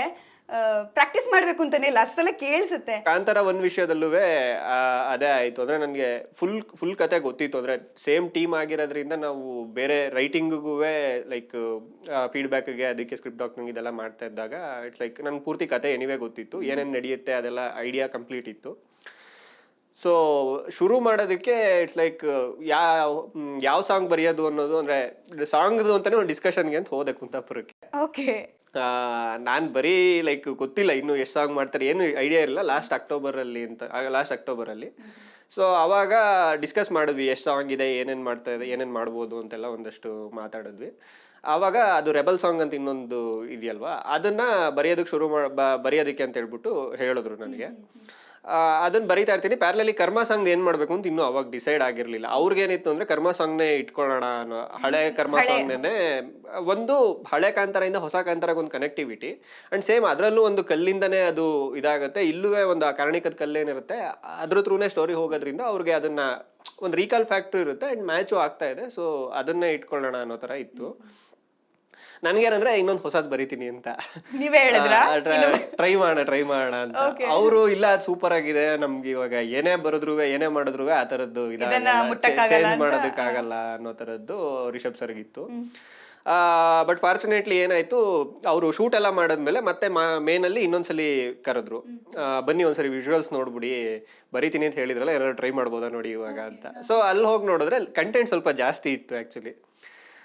ನಾನೇನ್ ಹೇಳಿದೆ, ಸರ್ ಎನಿವೇ ಕಂಟೆಂಟ್ ಜಾಸ್ತಿನೂ ಇದೆ ಅಂಡ್ ಫಸ್ಟ್ ಪಾರ್ಟ್ಗಿಂತನೂ ಇನ್ನೂ ಸ್ವಲ್ಪ ಸೀರಿಯಸ್ ಆಗಿದೆ. ಅಲ್ಲಿ ಜಸ್ಟ್ ಗುರುವನ್ ಡೆತ್ ಆಗಿರುತ್ತೆ, ಇಲ್ಲಿ ಒಂದು ದೊಡ್ಡ ಮ್ಯಾಸಕರ್ ನಡೆದಿದೆ, ಕುಲಶೇಖರ ಬಂದು ಲೈಕ್ ಎಲ್ರನ್ನು ಕಾಂತಾರದವ್ರನ್ನೆಲ್ಲ ಸಾಯಿಸಿ ಹೋಗಿದ್ದಾನೆ, ಅವನು ಬೆರ್ಮೇದ ಅಮ್ಮ ಸತ್ತೋಗಿರ್ತಾರೆ. ಸೊ ಇದೆಲ್ಲ ಇದೆ, ಇನ್ನೂ ಲೈಕ್ ತುಂಬಾ ಡೆತ್ ಅನ್ನು ತುಂಬಾ ಪ್ರಿಡಾಮಿನೆಂಟ್ ಆಗಿದೆ ಇದರಲ್ಲಿ. ಸೊ ಅದನ್ನ ಇಟ್ಕೊಂಡು ಏನಾದ್ರು ಟ್ರೈ ಮಾಡಿ ಅವ್ರು ಎಲ್ಲದಕ್ಕೂ ಓಕೆ ಯಾವುದಕ್ಕೂ ಇಲ್ಲ ಅನ್ನೆಲ್ಲ ಮಾಡಿ ಟ್ರೈ ಮಾಡೋಕೆ ಅನ್ನೋ ತರ ಮಾಡೋಣ ಅಂತ ಆಯ್ತು. ಸೊ ಇನ್ನೊಂದು ವರ್ಷನೇ ಬರ್ದೆ. ಆಕ್ಚುಲಿ ಫುಲ್ ಸಾಂಗೇ ಬೇರೆ ಬರ್ದೆ ನಾನು. ಆಕ್ಚುಲಿ ಕರ್ಮ ಅಂತ ಹೋಗಿದ್ದೆ, ಇಲ್ಲೊಂಚೂರು ಧರ್ಮನೂ ಇನ್ಕ್ಲೂಡ್ ಮಾಡ್ಕೊಂಡು ಆ ಥರದ್ದೇನೋ ಒಂದು, ಅಂದ್ರೆ ಧರ್ಮದ ದಾರಿನಲ್ಲಿ ನಡಿಬೇಕು, ನಾಟ್ ಲೈಕ್ ರಿಲಿಜಿಯನ್ ಅಂತಲ್ಲ, ಒಳ್ಳೆ ದಾರಿನಲ್ಲಿ ನಡೆದ್ರೆ ಒಳ್ಳೆ ದಾರಿನಲ್ಲಿ ನಡೆಯೋರ್ಗೂ ಈ ತರ ಕಷ್ಟಗಳು ಬರುತ್ತೆ, but you can overcome it ಅನ್ನೋದು ಒಂದು ಐಡಿಯಾ ಇಟ್ಕೊಂಡು ಬರೆಯಕ್ಕೆ ಶುರು ಮಾಡಿದೆ. ಅಂದ್ರೆ ಇದೇ ಲಿರಿಕ್ಸ್ ಇದೇ ಟ್ಯೂನ್ ಇದೇ ಇತ್ತು. ಬಿಕಾಸ್ ಅದೇ ಅದರಲ್ಲಿ ಟ್ಯೂನ್ ಇವಾಗ ನೀವು ಹೆಂಗೆ ಅದು ಹಾಡೋದಕ್ಕೆ ಈಸಿ ಆಗುತ್ತೆ ಅಂದ್ರೆ, ನೀವು ತುಂಬಾ ಆಲ್ರೆಡಿ ನಿಮ್ಗೆ ಅದು ಗೊತ್ತಿರೋದ್ರಿಂದ ನಿಮ್ಗೆ ಅಲ್ಲಿ ಏನೇ ಲಿರಿಕ್ಸ್ ಬಂದ್ರು ಅದನ್ನ ಈಸಿಯಾಗಿ ಬಾಯಿಗೆ ಬರೋ ತರ ಆಡೋ ತರ ಆಗುತ್ತೆ. ಸೊ ನಾನೇನ್ ಮಾಡಿದೆ, ಆ ಡೆತ್ ಪ್ರಿಡಾಮಿನೆಂಟ್ ಆಗಿದ್ದರಿಂದ ಬರೆಯಕ್ಕೆ ಶುರು ಮಾಡಿದೆ ಈ ಇದನ್ನೆಲ್ಲ ಇಟ್ಕೊಂಡು. ಧರ್ಮ ಅನ್ನೋ ತರದ್ ಒಂದೇನೋ ಇಟ್ಕೊಂಡು ಶುರು ಮಾಡಿದೆ, ಬಟ್ ಅವ್ರು ಆ ವಿಷಯಕ್ಕೆ ಮಾತ್ರ ಇಲ್ಲ, ಅದು ಬೇರೆದೆಲ್ಲ ಓಕೆ, ಬಟ್ ಕರ್ಮದ ಕಲ್ಲನು ಅಂತಾನೆ ಶುರುವಾಗ್ಲಿ, ಬೇರೆ ಏನು ಚೇಂಜ್ ಮಾಡೋದು ಬೇಡ ಅಂದ್ರು. ಅಂಡ್ ಅಲ್ಲಿಂದ ಮುಂದಕ್ಕೆ ಫಸ್ಟ್ ಪಲ್ಲವಿ ಎಲ್ಲ ಚೇಂಜ್ ಮಾಡಿದ್ವಿ, ಹೊಸ ಚರಣ ಬರ್ದೆ. ಯಾವುದು ಇವಾಗ ಹೇಳಿದ್ರಲ್ಲ, ಇದು ಸಾವಿಗಿಂತ ಘೋರ ಶಾಪ ಈ ಬದುಕು. ಅಲ್ಲಿ ನಾನೇನು ಟ್ರೈ ಮಾಡಿದೆ ಅಂತಂದ್ರೆ, ಫಸ್ಟ್ ಇದರಲ್ಲಿ ಕ್ವಶನ್ಸ್ ಕೇಳ್ತಾ ಹೋಗಿದ್ದೆ. ಏನು ಗರ್ಭದಲ್ಲೇ ಆದಾಗ ಹಣೆ ಬರಹ, ಯಾತಕ್ಕೆ ಮದ್ದು ಹುಡುಕಿ ಅಲೆದಾಡುವೆ, ಏನಕ್ಕೆ ಅಲಿತ್ಯ ಅಂತ. ಸೊ ಇಲ್ಲಿ ಆನ್ಸರ್ ಕೊಟ್ಟೆ, ವ್ಯತೆ ಎಲ್ಲ ಕಳೆವ ಮದ್ದು ಚೀತೆಯಲ್ಲಿದೆ ಅಂತ ಹೇಳಿ ಅಂತ. ಅಂದ್ರೆ ಎಲ್ಲಿ ನೀನು ಅಲ್ಲಿ ಮದ್ದು ಹುಡುಕ್ತಾ ಇದೆಯಲ್ಲ, ಮದ್ದು ಇಲ್ಲಿ ನಿನ್ಗೆ ಸಾವಲ್ ಸಿಗುತ್ತೆ ಅದು ಅಲ್ಟಿಮೇಟ್ಲಿ ಅನ್ನೋ ತರ ಅಂತ. ಸೊ ಈ ತರದ್ದೇನೋ ಒಂದು ಟ್ರೈ ಮಾಡ್ತಾ ಹೋದೆ. ಅಂಡ್ ಹೆತ್ತ ತಾಯದೆ ಹಾಲು, ಅಂದ್ರೆ ಅಮ್ಮ ಸತ್ತೋಗಿರ್ತಾರೆ, ಅದೆಲ್ಲ ಕನೆಕ್ಟ್ ಆಗುತ್ತೆ ಒನ್ಸ್ ಅಗೇನ್ ಅನ್ನೋದು. ಆಮೇಲೆ ವಿಧಿಯನ್ನು ಜಯಿಸೋಕೆ ದಾಟಿ ಹೋದ ಹೊಸಿಲು, ಆ ವಿಧಿಯಾಡೋ ಆಟಕ್ಕೆ ದಾಳವಾಯಿತೇನೋ. ಬಿಕಾಸ್ ಅವನು ಸಾವನ್ನ ಗೆಲ್ತೀನಿ ಅಂದ್ರೆ ಅವನದೊಂದು ಡೆಸ್ಟಿನಿ ಇದೆ ಕುಲಶೇಖರ್, ಅದನ್ನ ಗೆಲ್ತೀನಿ ಅಂತ ಕಾಂತಾರಕ್ಕೆ ಹೋಗ್ತಾನೆ, ಬಟ್ ಅದು ಉಲ್ಟಾ ಹೊಡೆಯುತ್ತೆ ಅವನಿಗೆ ಅನ್ನೋದೊಂದು ಇದು. ಹೊಸ ಚರಣ ಬರ್ದೆ, ಬಟ್ ಅವಾಗೇನಾಯ್ತು, ಲೆಂತ್ ಜಾಸ್ತಿ ಬೇಕಿತ್ತು. ಸೊ 2 ಚರಣನು ಇಟ್ಕೊಳ್ಳೋಣ, ಗಂಗೆ ಬಿಟ್ಟು ಹೋಗುತ್ತಾಳೆ ಪಾಪನೆಲ್ಲ ಗಂಗೆ, ಆ ಲೈನ್ಸ್ ಎಲ್ಲ ಬಿಡೋದ್ ಬೇಡವೇ ಬೇಡ, ಎರಡನ್ನೂ ಇಟ್ಕೊಳ್ಳೋಣ ಅಂತ ಹೇಳಿ ಅದನ್ನ 2 ಚರಣ ಮಾಡಿ ಫುಲ್ ಸಾಂಗ್ ಮಾಡಿದ್ವಿ. ಸೊ ಹೊಸ ಸಾಂಗ್ ಬರ್ದಿದ್ದುವೆ ಇವಾಗ ಹಳೆ ಸಾಂಗ್ ಜೊತೆಗೆ ಮಿಕ್ಸ್ ಆಗಿ ಇಟ್ಸ್ ಲೈಕ್ ಇನ್ನೊಂದು ಸಾಂಗ್ ಆಯ್ತು. ಯಾಕಂದ್ರೆ ಅದು ಯಾಕೆ ಸ್ಪೆಷಲ್ ಅನ್ಸುತ್ತೆ ಅಂದ್ರೆ, ಈಗ ಒಂದು ಹಾಡನ್ನ ಎಂಜಾಯ್ ಮಾಡೋದು ಹೌದು, ಈಗ ಕನ್ನಡಿಗರು ಹೇಗಿದ್ದಾರೆ ಅಂದ್ರೆ ಪ್ರತಿ ಸಾಲನ್ನ ಎಂಜಾಯ್ ಮಾಡ್ತಿದ್ದಾರೆ, ಪ್ರತಿ ಸಾಲನ್ನ ಅನುಭವಿಸ್ತಾ ಇದ್ದಾರೆ, ಅದ್ರ ಬಗ್ಗೆ ಮಾತಾಡ್ತಿದ್ದಾರೆ ಅಂದ್ರೆ ಆ ಹಾಡಿನ ಗತ್ತು ಅದ್ರಲ್ಲಿ ಗೊತ್ತಾಗುತ್ತೆ. ಸೊ ಅದನ್ನ ನೀವು ಬರ್ದಿದ್ದೀರಾ ಅಂದ್ರೆ ಅದು ಒಂದು ಹೆಮ್ಮೆ ವಿಚಾರ ಅಂತ. ಯಾಕಂದ್ರೆ ಆ ಹಾಡುಗಳು ತುಂಬಾ ಜನರಿಗೆ ಕನೆಕ್ಟ್ ಆಗ್ತಿದೆ. ಅದು ಯಾಕೋ ಅವರ, ಈಗ ನೋಡಿ ಅದೇ ವ್ಯಥೆ ಎಲ್ಲ ಕಳೆಯುವ ಮದ್ದು ಚಿತೆಯಲ್ಲಿದೆ ಅಂದಾಗ ತುಂಬಾ ಜನರಿಗೆ ಮೇ ಬಿ ಸಾವು ಅಂದ್ರೆ ಭಯ ಇರಬಹುದು, ಬಟ್ ನೆಮ್ಮದಿ ಅದೇ ಅಲ್ವಾ ಅಲ್ಟಿಮೇಟ್. ಬದುಕೋದೇ ಕಷ್ಟ, ಬದುಕೋದಕ್ಕೆ ಹೆಣ್ಗಾಡ್ತಿರ್ತೀವಿ ಅನ್ನೋದು. ವೆರಿ ನೈಸ್, ತುಂಬ ಖುಷಿ ಆಯ್ತು ಆ ವಿಚಾರಗಳನ್ನೆಲ್ಲ ಮಾತಾಡಿದಾಗ. ಈಗ ಫಸ್ಟ್ ರಿಷಬ್ ಸರ್ದು ರಿಯಾಕ್ಷನ್ಸ್ ಹೆಂಗಿತ್ತು ನಿಮ್ಗೆ? ಈಗ ಹೆಂಗೆ ಅಂದರೆ, ನೀವು ಹೋಗಿ ಸಾಂಗನ್ನು ಕೊಟ್ರಿ, ಓ ಹಿಂಗೆಲ್ಲ ಬರ್ದಿದ್ಯಾ ಮಾರಾಯ ಅಂತ ಏನಾದರೂ ಅಂದಿದ್ದಾರಾ? ಇಲ್ಲ, ಅವರು ಸೂಪರ್ ಆಗಿದೆ ಶೆಟ್ರೆ, ಅಂದ್ರೆ ನಾವು ಸುಮ್ಮನೆ ಶೆಟ್ರೆ ಅಂತ ಮಾತಾಡ್ತೀವಿ. ಅಂದ್ರೆ ನಾವೇನ್ ಶೆಟ್ರಲ್ಲ, ಬಟ್ ನಾವು ನಮ್ಮ ಮುಂಚೆನೆ ಅದು ಜಸ್ಟ್ ಇನ್ನೇನಿಲ್ಲ, ಅವರು ಸೂಪರ್ ಆಗಿದೆ ಅಂತ ಹೇಳ್ಬಿಟ್ಟು ಒಂದು ಇದು ಏನು ರಿಪ್ಲೈ ಮಾಡಿದ್ರು ಅಷ್ಟೇ ಫಸ್ಟ್ ಇದನ್ನ ಕಳಿಸಿದಾಗ. ಅದಾದ್ಮೇಲೆ ಏನಿಲ್ಲ, ಆಕ್ಚುಲಿ ಇದನ್ನ ಮಾತಾಡ್ಬೇಕಾದ್ರೆ ಸೆಕೆಂಡ್ ಇದನ್ನ ಮಾತಾಡ್ಬೇಕಾದ್ರೆ ಸ್ವಲ್ಪ ಡಿಸ್ಕಷನ್ಗೆಲ್ಲ ಸಿಗ್ತಾ ಇದ್ರು. ಅಂದ್ರೆ ಈ ಲಿರಿಕಲ್ ವಿಡಿಯೋ ಎಲ್ಲ ಮಾಡ್ಸೋದಕ್ಕೆ ಇದೆಲ್ಲ ಮಾಡ್ತಿರ್ಬೇಕಾದ್ರೆ ರೆಬಲ್ ಸಾಂಗ್ದು ಲಿರಿಕಲ್ ವಿಡಿಯೋ ಮಾಡಿಸ್ತಾ ಇದ್ರು. ಆ ಟೈಮಲ್ಲಿ ಇದ್ರದ್ದು ಎಲ್ಲ ಡಿಸ್ಕಷನ್ ಮಾಡ್ಬೇಕಾದ್ರೆ ನಾನು ಆಪ್ಷನ್ಸ್ ಕೊಡ್ತಾನೆ ಇದ್ದೆ ಅವ್ರಿಗೆ, ಎಲ್ಲದೂ ಬೇಕು ಅನ್ನೋ ತರನೇ ಇತ್ತು. ಆಕ್ಚುಲಿ ಅದು ನೆತ್ತರಾಗಿ ಹೋಯ್ತೆ ಎತ್ತ ತಾಯಿ ಅದೇ ಹಾಲುಗುವೆ ಇನ್ನೊಂದು ಆಪ್ಷನ್ ಬರ್ದಿದ್ದೆ, ತಾಯ ಮಡಿಲೆಷ್ಟೋ ಇಲ್ಲಿ ಅಷ್ಟೇ ಇವೆ ಗೋರಿ, ಲೆಕ್ಕ ಇಟ್ಟುಕೊಂಡೆ ತೋರುವುದು ಕರ್ಮ ದಾರಿ ಅಂತ ಹೇಳಿ ಅಂತ ಇನ್ನೊಂದು ಬೇಕಿತ್ತಲ್ವಾ? ಇವಾಗ ಅನ್ಸುತ್ತೆ ಹಂಗೆ, ವಾ ಇದು ಚೆನ್ನಾಗಿದ್ದಿಲ್ಲ, ಇನ್ಯಾವ್ದಾದ್ರು 2 ಲೈನ್ ಬರ್ದಿದ್ರೆ ಅದನ್ನು ಹೇಳಿ ಪ್ಲೀಸ್, ನಾವು ಕನೆಕ್ಟ್ ಮಾಡ್ಕೋತೀವಿ. ನನ್ಗೆ ಅಲ್ಲ ಇದು ಇನ್ನೆಲ್ಲೂ ಬರೆಯೋದಕ್ಕೆ ಗೊತ್ತಿಲ್ಲ, ಅದಕ್ಕೆ ಇದನ್ನ ಇಲ್ಲೇ ಹೇಳ್ತಾ ಇದೀನಿ ಅಷ್ಟೇ. ಅಂದ್ರೆ ಅದೇ ನನ್ಗೆ ಅದು ಪರ್ಸನಲಿ ಇಷ್ಟ ಆಯ್ತು. ಅಂದ್ರೆ ಎಷ್ಟು ಎಷ್ಟು ಜನ ಹುಡ್ತಾರೋ ಅಷ್ಟು ಜನ ಸಾಯ್ಲೇಬೇಕು. ತಾಯ ಮಡಿಲೆಷ್ಟೋ ಇಲ್ಲಿ ಅಷ್ಟೇ ಇದೆ ಗೋರಿ, ಲೆಕ್ಕ ಇಟ್ಟುಕೊಂಡು ತೋರುವುದು ಕರ್ಮದಾರಿ, ಅಂದ್ರೆ ಕರ್ಮ ಶೋಸಿಗೋರ್ ವೇ ಅನ್ನೋ ತರ. ಕರ್ಮ ನನ್ಗೆ ಪರ್ಸನಲಿ ಏನಂತಂದ್ರೆ, ನಾನು ಅಲ್ಲಿ ಬರ್ದಿರಬಹುದು ಗರ್ಭದಲ್ಲಿ ಆದ ಗಾಯ ಅನ್ನೋ ವರ್ಡ್ ಯೂಸ್ ಮಾಡಿದೀನಿ, ಬಿಕಾಸ್ ಅದು ಸಿಚುವೇಶನ್ ಹಂಗಿದೆ ಅಂತ ಹೇಳಿ ಅಂತ. ಬಟ್ ಕರ್ಮ ಇಸ್ ನಾಟ್ ಆಲ್ವೇಸ್. ಅಂದ್ರೆ ನಮ್ದು ಗುಡ್ ಕರ್ಮನೂ ಇರುತ್ತೆ. ಅಂದ್ರೆ ನಾವು ಅಲ್ಟಿಮೇಟ್ಲಿ ಒಳ್ಳೇದ್ ಮಾಡ್ತಾ ಇದೀವಿ ಅಂದ್ರೆ ಒಳ್ಳೇದ್ ವಾಪಸ್ ಬರುತ್ತೆ ಅನ್ನೋದನ್ನು ನಾವು ಅರ್ಥ ಮಾಡ್ಬೇಕು. It's not punishment, it's A feedback. ಕರ್ಮ ಇಸ್ ಎ ಫೀಡ್ಬ್ಯಾಕ್ ಅಷ್ಟೇ. ನೀವ್ ಏನ್ ಮಾಡ್ತಾ ಇದ್ರೆ ಅದಕ್ಕೊಂದು ಫೀಡ್ಬ್ಯಾಕ್ ಅಷ್ಟೇ. ಸೊ ಈ ಇದಿತ್ತು. ಅಂಡ್ ಅದೇ ಅವ್ರಿಗೆ ಎಲ್ಲಾ ಆಪ್ಷನ್ಸ್ ಯೂಸ್ ಮಾಡೋದಕ್ಕಾಗಲ್ಲ, ಇನ್ನೊಂದ್ ಚರಣ ಮಾಡೋದಕ್ಕಾಗಲ್ಲ, ಸಾಕು ಇಷ್ಟೇ ಅಂತ ಹೇಳಿ ಯಾವ್ದು ಬೆಸ್ಟ್ ಇದೆ ಅಂಡ್ ಯಾವ್ದು ಸಿಚುವೇಶನ್ ಸೂಟ್ ಆಗ್ತಾ ಇದೆ ಅದನ್ನ ಇಟ್ಕೊಂಡ್ವಿ. ಬಟ್ ಸೆಕೆಂಡ್ ವರ್ಷನ್ ಬರ್ದಾಗ ಐ ವಾಸ್ ವೆರಿ ಹ್ಯಾಪಿ. ಅಂದ್ರೆ ಓವರ್ಲೋಡ್ ಆಗ್ಬಿಟ್ರು ಜನ ಒಪ್ಕೊಳ್ಳೋದಿಲ್ಲ, ಎಷ್ಟು ಬೇಕಷ್ಟೇ ಕೊಟ್ರೆ ಮಾತ್ರ ಜನನು ಒಪ್ಕೋತಾರಲ್ವಾ.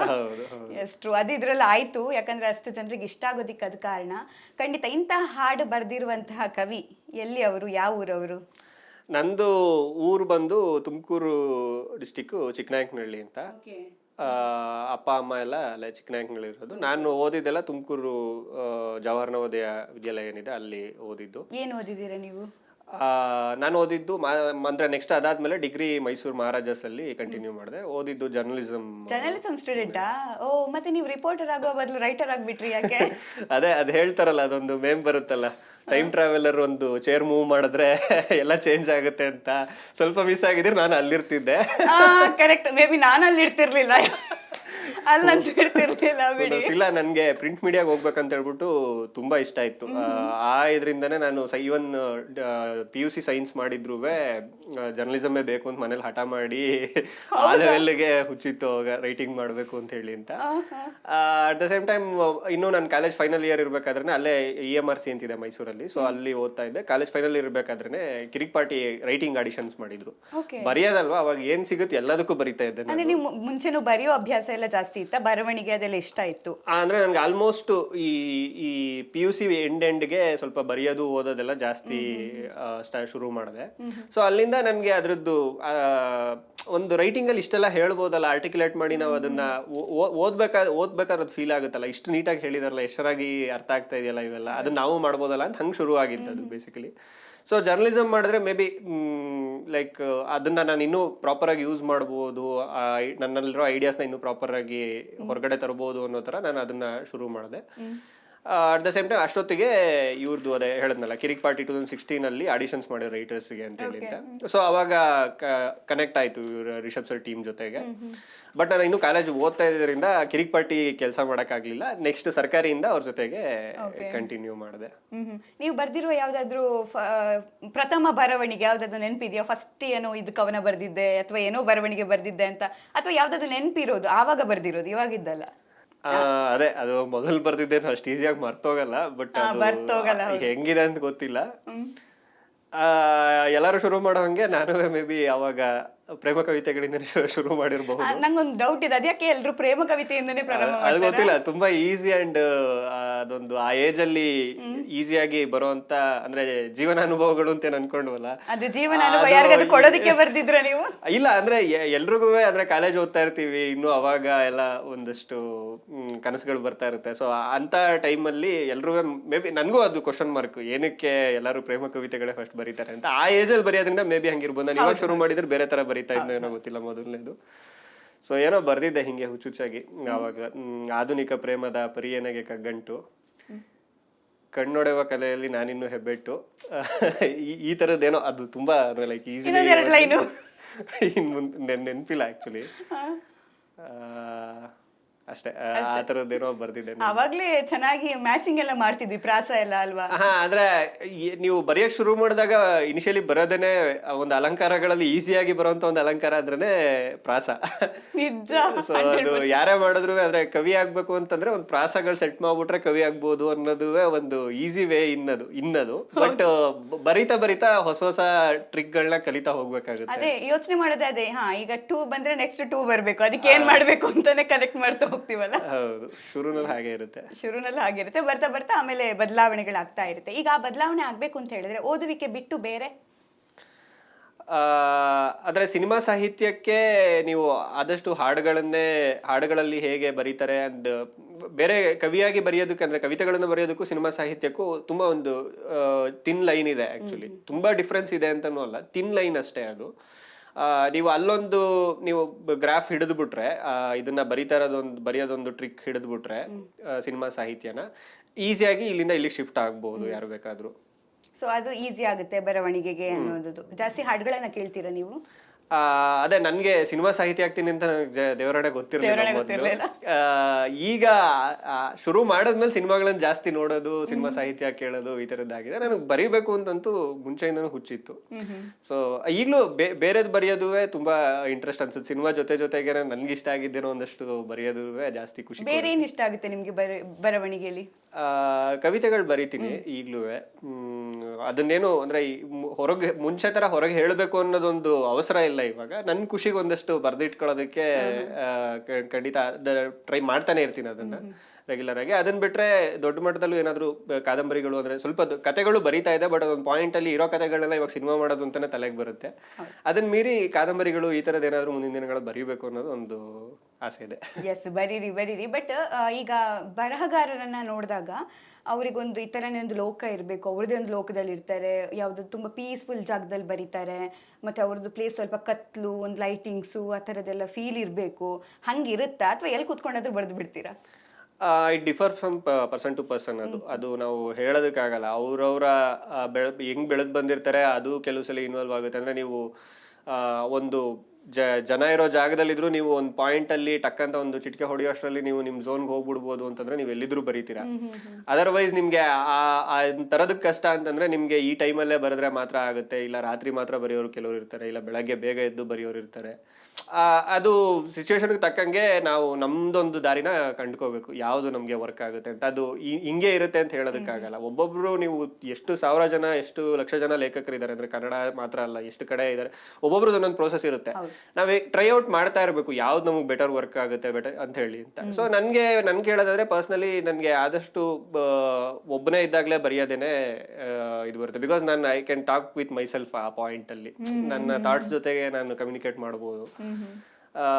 ಅಂಡ್ ರಿವರ್ಕ್ ಮಾಡಿ ಇಂಪ್ರೂವೈಸ್ ಮಾಡೋದಕ್ಕೆ ನನಗೆ ಒಬ್ಬನೇ ಇದ್ದಾಗ ಆ ಸ್ಪೇಸ್ ಏನೇ ಜಾಸ್ತಿ ಖುಷಿ ಕೊಡುತ್ತೆ. ಅದೇ ಹೇಳ್ದಂಗೆ ವ್ಯಕ್ತಿಯಿಂದ ವ್ಯಕ್ತಿಗೆ ಅದು ಬದಲಾಗ್ಬೋದು. ಖಂಡಿತ. ಈಗ ನಿಮ್ಮ ಆಸೆ ಏನಿತ್ತು ಅಂದ್ರೆ, ಈಗ ತುಂಬಾ ಜನರಿಗೆ ಅವ್ರ ಜೊತೆ ಏನಿರುತ್ತೋ ಅದ್ರ ಬಗ್ಗೆ ಆಸಕ್ತಿ ಇರೋದಿಲ್ಲ.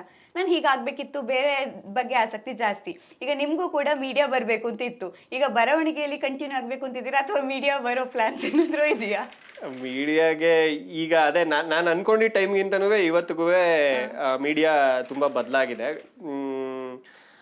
ಆ ಅರ್ಥದಲ್ಲಿ ಯೋಚನೆ ಮಾಡಿದ್ರೆ ಲೈಕ್ ಅದೇ ನನಗೆ ಒನ್ಸ್ ಅಗೇನ್ ರೈಟಿಂಗ್ ಏನೇ ನಾಟ್ ಲೈಕ್ ಇವಾಗ ಹೋಗ್ಬಿಟ್ಟು ಇವಾಗ ನೀವೆಲ್ಲಿ ಕುತ್ಕೊಂಡು ಮಾತಾಡ್ತಿದ್ರಲ್ಲ ಯಾರೋ ಒಬ್ಬನ ಪ್ರಶ್ನೆ ಕೇಳಬೇಕು ಇದೆಲ್ಲ ನನಗಿಲ್ಲ. ನಾನು ಕುತ್ಕೊಂಡು ಇವನ್ ಅಲ್ಲಿ ಮಾಡಿದ್ರು ನನಗೆ ಪ್ರಿಂಟ್ ಮೀಡಿಯಾ ಏನಕ್ಕೆ ಅಂತಂದ್ರೆ ಡೆಸ್ಕ್ ಜಾಬ್ ಇರ್ತಿತ್ತು, ಸೊ ಮಾಡೋದಕ್ಕೆ ಇದಿರ್ತಿತ್ತು ಅಂತ. ಅಂಡ್ ನಾನು ಅದ್ರ ಕಡೆನೇ ಕಂಟಿನ್ಯೂ ಮಾಡ್ತಾ ಹೋಗ್ತಾ ಇದ್ದೆ. ಡೆಫಿನೆಟ್ಲಿ ಲೈಕ್ ನನಗೆ ಆ ಥರದ್ದು ಯಾವ್ದಾದ್ರು ರೋಲ್ಸ್ ನನಗೆ ಸಿಗುತ್ತೆ ಅನ್ನೋ ಥರದ್ದು ಏನಾದ್ರು ಇದ್ದಾಗ, ಅಂದ್ರೆ ನನಗೆ ಮಾಡಬಹುದು ಇದನ್ನ ನಾನು ಅನ್ನೋ ಥರದ್ದು ಅನ್ಸಿದ್ರೆ ಡೆಫಿನೆಟ್ಲಿ ಟ್ರೈ ಮಾಡೋ.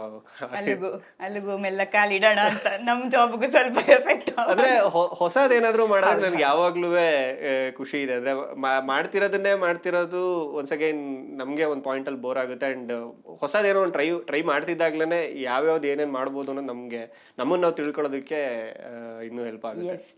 ಎಸ್, ನೀವು ತುಮಕೂರವರು, ನಿಮ್ಗೆ ಮಂಗಳೂರು ಕಲ್ಚರ್ ಬಗ್ಗೆ ಎಷ್ಟು ಗೊತ್ತಿತ್ತು? ಜೊತೆಗೆ ಮಂಗಳೂರು ಕಲ್ಚರ್ ಅಂತ ಅಂದಾಗ ನೀವು ಕೋಟೆ ಕೊತ್ತಲ ಸಾಂಗ್ ಬರ್ದಿದೆ, ಅದರಲ್ಲಿ ಕೆಲವು ತುಳು ವರ್ಡಿಂಗ್ಸ್ ಎಲ್ಲ ಬಳಕೆ ಮಾಡಿದಿರಿ. ಸೊ ಅದ ಪದಗಳ ಅರ್ಥ ಇದೆಲ್ಲ ಗೊತ್ತಿತ್ತಾ? ಅದು ಹೆಂಗೆ ಅದಾಯ್ತು ಅಂತ ಕನೆಕ್ಟ್? ಮಂಗಳೂರ್ದೇನಕ್ಕೆ ಟಚ್ ಅಂದ್ರೆ, ನಾವು ಸರ್ಕಾರಿ ಹಿರಿಯ ಪ್ರಾಥಮಿಕ ಶಾಲೆ ಮಾಡಬೇಕಾದ್ರೆ ಒಂದಷ್ಟು ದಿನ ಅದ್ರಲ್ಲಿ ನಾನು ಡೈರೆಕ್ಷನ್ ಟೀಮಲ್ಲೂ ಕೆಲಸ ಮಾಡ್ತಾ ಇದ್ದೆ. ರೈಟಿಂಗು ಡೈರೆಕ್ಷನ್ ಮೂರಕ್ಕೂ ಇದು ಮಾಡ್ತಾ ಇದ್ದೆ. ರೈಟಿಂಗ್ ಟೀಮಲ್ಲೂ ಇದ್ದೆ. ಸೊ ಅಲ್ಲೇ ಸ್ವಲ್ಪ ದಿನ ಇದ್ವಿ, ಮಂಗಳೂರಲ್ಲಿ ಸ್ವಲ್ಪ ದಿನ ಇದ್ವಿ. ಆಮೇಲೆ ಅಲ್ಲಿ ಕಾಸರಗೋಡು ಮಂಗಳೂರು ಬಾರ್ಡಲ್ಲಿ ಉಪ್ಪಳ ಅಂತ ಒಂದು ಊರು ಬರುತ್ತೆ, ಅಲ್ಲಿ ಇದ್ವಿ. ಸೊ ಭಾಷೆದೆಲ್ಲ ಅಲ್ಲಿಂದ ಒಂದಷ್ಟು ಗ್ರಿಪ್ ಸಿಗ್ತಾ ಹೋಯ್ತು ಬರೆಯೋದಕ್ಕೆ. ಇವತ್ತಿಗೆ ನಾನು ಫುಲ್ ಫ್ಲೆಡ್ಜ್ ಮಂಗಳೂರು ಕನ್ನಡ ಒಂದು ಮಟ್ಟಕ್ಕೆ ಬರೀಬಲ್ಲೆ, ಅಂದ್ರೆ ಸ್ಕ್ರಿಪ್ಟ್ಗಳು ಬರೀತೀನಿ ಬೇಕಿದ್ರೆ ಇವತ್ತಿಗೆ. ಕಲ್ಚರ್ದು ಅದೇ ನಮ್ಮ ಸುತ್ತಮುತ್ತ ಏನು ನಾವು ಎಕ್ಸ್ಪ್ಲೋರ್ ಮಾಡಿದೀವಿ, ಈ ಸಿನಿಮಾಗಳ ಮೂಲಕ ಏನು ಎಕ್ಸ್ಪ್ಲೋರ್ ಮಾಡಿ ಅದನ್ನ ಮೀರೇನು ಮಾಡಿಲ್ಲ, ಸಿನಿಮಾಗಳ ಮೂಲಕ ಏನು ಎಕ್ಸ್ಪ್ಲೋರ್ ಮಾಡ್ತಾ ಇದೀವಿ ಅಷ್ಟು ವಿಷಯಗಳು ಒಂದಷ್ಟು ಗೊತ್ತಿದೆ. ಕೋಟೆ ಕೊತ್ತಲದಲ್ಲಿ ತುಳು ಬಂದಿರೋದು ಆಕ್ಚುಲಿ ಅದೇ ಅದು ಅಲ್ಲಿದು ಪಾಡ್ದನಗಳು ಏನಿತ್ತು ಅದು ಮೈಮ್ ರಾಮದಾಸ್ ಸರ್ ಅದನ್ನೇನು ಹಾಡಿದ್ದಾರೆ. ಸೊ ಅವರು ಪಾಡ್ದನ ಯೂಸ್ ಮಾಡ್ಕೊಂಡು ಒಂದು ಬರ್ದಿದ್ದಿತ್ತು, ಅದು ಓನಾಲಪ್ಪಗ ಅಂತೇಳಿ ಒಂದು ಅಲ್ಲಿ ಹಂಗ್ ಶುರು ಆಗುತ್ತೆ ಅದು ಆ ಸಾಂಗ್. ಅದು ಅಂದ್ರೆ ಅದೇ ಅದ್ರದ್ದು ಮೀನಿಂಗು ಅದೇ ಒಂದ್ಸಲಿ ಕೇಳ್ಕೊಂಡು ನಾವು ಅದೊಂದು ಒಂದು ಇನ್ವೊಕೇಶನ್, ಅದು ನಾವು ಶುರು ಮಾಡ್ತಾ ಇದೀವಿ ಅಂದ್ರೆ ದೇವ್ರದ್ದು ಹೆಸರು ಹೇಳಿ, ಈಶ್ವರನ ಹೆಸರು ಹೇಳಿ ನಾವು ಇದನ್ನ ನಮ್ದು ವಾರ್ ಶುರು ಮಾಡ್ತಾ ಇದೀವಿ ಅನ್ನೋ ತರ ಒಂದು ಇನ್ವೊಕೇಶನ್. ಅದು ನಾವು ಬೇರೆ ಸ್ಥಿತಿ ಮಾಡಿ ಹೋಗ್ತೀವಲ್ವಾ, ಎಂಟ್ರಿ ಕೊಡ್ತೀವಲ್ಲ, ಸೊ ಆ ತರ ಇದ್ದಿದ್ದು. ಅಲ್ಲಿಂದ ಮುಂದಕ್ಕೆ ಕೋಟೆ ಕೊತ್ತಲ ಎಲ್ಲ ಅದೇ ಝೋನ್ ಅಲ್ಲೇ ಆ ಹೈಯಲ್ಲೇ ಬರ್ಕೊಂಡು ಹೋಗೋದಕ್ಕೆ ಹೆಲ್ಪ್ ಆಯ್ತು. ಎಸ್ ಅದು ತುಂಬಾ ಚೆನ್ನಾಗಿತ್ತು ಆ ಸಾಂಗ್ ಕೂಡ, ಅದರ ಬರವಣಿಗೆ ಕೂಡ. ಜೊತೆಗೆ ತ್ರಿಲೋಕ್ ಅವರು, ನೀವು ದಡ್ಡನ ಕೆಲವು ಅಂದ್ರೆ ಅದು ಎಲ್ಲಿ ಕನೆಕ್ಟ್ ಆಗುತ್ತೆ ಅಂದ್ರೆ ನೀವು ಸಿಂಗಲ್ಲ ಅಂತ. ಓ ಹಂಗ್ ಕೇಳ್ತಾ ಇದೀರ. ಯಾಕಂದ್ರೆ ಎಲ್ಲ ಅದ್ರಲ್ಲಿರೋ ಲೈನ್ಸ್ ಗಳು, ಮೋಡ ಮುಸುಕಿದ ಬಾನು ವೇಸ್ಟು, ಆಮೇಲೆ ರೆಕ್ಕೆ ತಿರುಗದ ಫ್ಯಾನು ವೇಸ್ಟು, ಆಮೇಲೆ ಏನು ಹಿಂಗೆ ಎಲ್ಲ ವೇಸ್ಟ್ ಅಂದ್ರೆ ದಡ್ಡ ಸಿಂಗಲ್ ಎಲ್ಲ ವೇಸ್ಟ್ ಅಂತನಾ? ಈಗ ಸಿಂಗಲ್ಸ್ ಎಲ್ಲ ನೋಡ್ತಿರ್ತಾರೆ ಅವ್ರಿಗೆ. ಅಲ್ಲ, ನಾನು ಅರೆರೆ ಒಳನಗುವರು ನಾನೇ ಬರ್ದಿರೋದು, ಸೊ ಅದ್ರಲ್ಲೂ ಒಂದಷ್ಟು ಲೈನ್ಸ್ ಇದೆ, ಅದನ್ನ ಕೇಳಿದ್ರೆ ನಿಮ್ಗೆ ಇನ್ನೊಂದು ಅನ್ಸುತ್ತೆ. ಸೊ ಹಾಡ್ದು ಮತ್ತೆ ಇದು ಪರ್ಸನಲ್ ಲಿಂಕ್ ಇಲ್ಲ ಇಲ್ಲ ಹಂಗಂದ್ರೆ ಲಿಂಕ್ ಇಲ್ವಾ? ಬಟ್ ಈಗ ಅದನ್ನ ಕನೆಕ್ಟ್ ಮಾಡಿ ಹೇಳಿ, ಎಲ್ಲ ಸಿಂಗಲ್ ಆಗಿರೋರೆಲ್ಲ ಈ ತರ ಯೂಸ್ಲೆಸ್ ಅಂತಾನ ಪಾಪ? ಇಲ್ಲಪ್ಪ, ನೀವು ಅದೇ ಸಿಚುವೇಶನ್ಗಳಿಗೆ, ಅದೇ ಕರ್ಮ ಸಂಘಲ್ಲಿ ಇರೋದು ಬೇರೆ ಇರ್ಬೋದು, ನಂದು ಇದು ಬೇರೆ ತರ ಇರ್ಬೋದು, ಹಾಗೇನೆ. ಬಟ್ ಅದೊಂದು ಹುಡುಗಾಟಕ್ಕೆ ಚೆನ್ನಾಗಿದೆ, ಯಾಕಂದ್ರೆ ಅದ್ ಕನೆಕ್ಟ್ ಮಾಡೋದಿದೆಯಲ್ಲ, ಅದು ನೋಡಿ ಎಲ್ಲಾ ಪದಗಳು ನೀವು ಅವಾಗ ಹೆಂಗ್ ಯೋಚನೆ ಮಾಡ್ತಿದ್ರಿ ಅಂತ. ಓಕೆ, ಯಾವ್ದು ಈಗ ರೆಕ್ಕೆ ತಿರುಗದೆ ಇದ್ದ ಫ್ಯಾನು ಅದು ಬೇಡ, ಯೂಸ್ಫುಲ್ ಇಲ್ಲ, ಆತರ ಎಲ್ಲಾ ಪದಗಳನ್ನ ಜೋಡಿಸ್ಕೊಂಡು ಹೋಗಿದ್ದೀರಲ್ಲ, ಅದ್ ಹೆಂಗೆ ಯೋಚನೆ ಮಾಡ್ತಿದ್ರಿ? ನೋಡ್ತಿದ್ರಿ ಎಲ್ಲಾ ಕಡೆ? ಇಲ್ಲ, ಅದು ಇಟ್ಸ್ ಲೈಕ್ ಶೂಟ್ ಮಾಡಬೇಕಾದ್ರೆ ನಂಗೆ ಗೊತ್ತಿತ್ತು ಲೊಕೇಶನ್ಸ್, ಅಂದ್ರೆ ಶೂಟಲ್ಲೂ ಇದ್ದಿದ್ರಿಂದ ಒಂದಷ್ಟು ಐಡಿಯಾ ಇತ್ತು ಏನೇನು ಅಂತ. ಇಲ್ಲ ಸಾರಿ, ಆಕ್ಚುಲಿ ಅದು ಸಾಂಗ್ ಬರೋದ್ಮೇಲೆ ಅದು ಲೊಕೇಶನ್ಸ್ ಹುಡುಕಿದ್ವಿ. ಅದಕ್ಕೆ ರೆಕ್ಕೆ ತಿರುಗದ ಫ್ಯಾನ್ಗೆ ವಿಂಡ್ ಮಿಲ್ಗಳು ಹೋಗೋದು ಅನ್ನೋ ಥರದ್ದು ಸುಮ್ಮನೆ ಐಡಿಯಾಸ್ ಏನೇನು ಮಾಡಬಹುದು ವಿಜುವಲ್ಸ್ ಅಂತ. ಈಗೆಲ್ಲ ಆಕ್ಚುಲಿ ಸಾಂಗ್ ಶೂಟ್ ಮಾಡಿ ಆಮೇಲೆ ಲಿರಿಕ್ಸ್ ಬರೆಯೋದು ಒಂದು ಇದೆ, ಬಿಕಾಸ್ ಎಲ್ಲ ಮಾಂಟೇಜ್ ಸಾಂಗ್ಸ್ ಆಗಿರೋದ್ರಿಂದ ಲಿಪ್ಸಿಂಕ್ ಇರಲ್ಲ. ಅದು ನನ್ನ ಫಸ್ಟ್ ಫಿಲ್ಮ್ ಅಲ್ಲಿ, ಅದೇ ಸರ್ಕಾರಿನಲ್ಲಿ ಆಕ್ಚುಲಿ ಸಾಂಗ್ಸ್ ರೆಡಿ ಇತ್ತು ಮೊದಲೇನೆ. ವಾಸುಕಿ ಅವರು ಟ್ಯೂನ್ ಕೊಟ್ಟಿದ್ರು, ಸೊ ಮುಂಚೆನೆ ಲಿರಿಕ್ಸ್ ಎಲ್ಲ ಆಗಿತ್ತು. ಸೊ ಅವಾಗ ಲಿರಿಕ್ಸ್ ತಕ್ಕಂಗೆ ಮ್ಯಾಚ್ ಮಾಡ್ತಾ ಹೋಗಿದ್ದಿತ್ತು. ಅದ್ರಲ್ಲಿ ಟೆನ್ನಿಸ್ ಬಾಲು ಅವೆಲ್ಲ ಎಲಿಮೆಂಟ್ಸ್ ಏನೇನು ಬರ್ದಿದ್ವಿ ಅವೆಲ್ಲ ತಂದಿದ್ವಿ.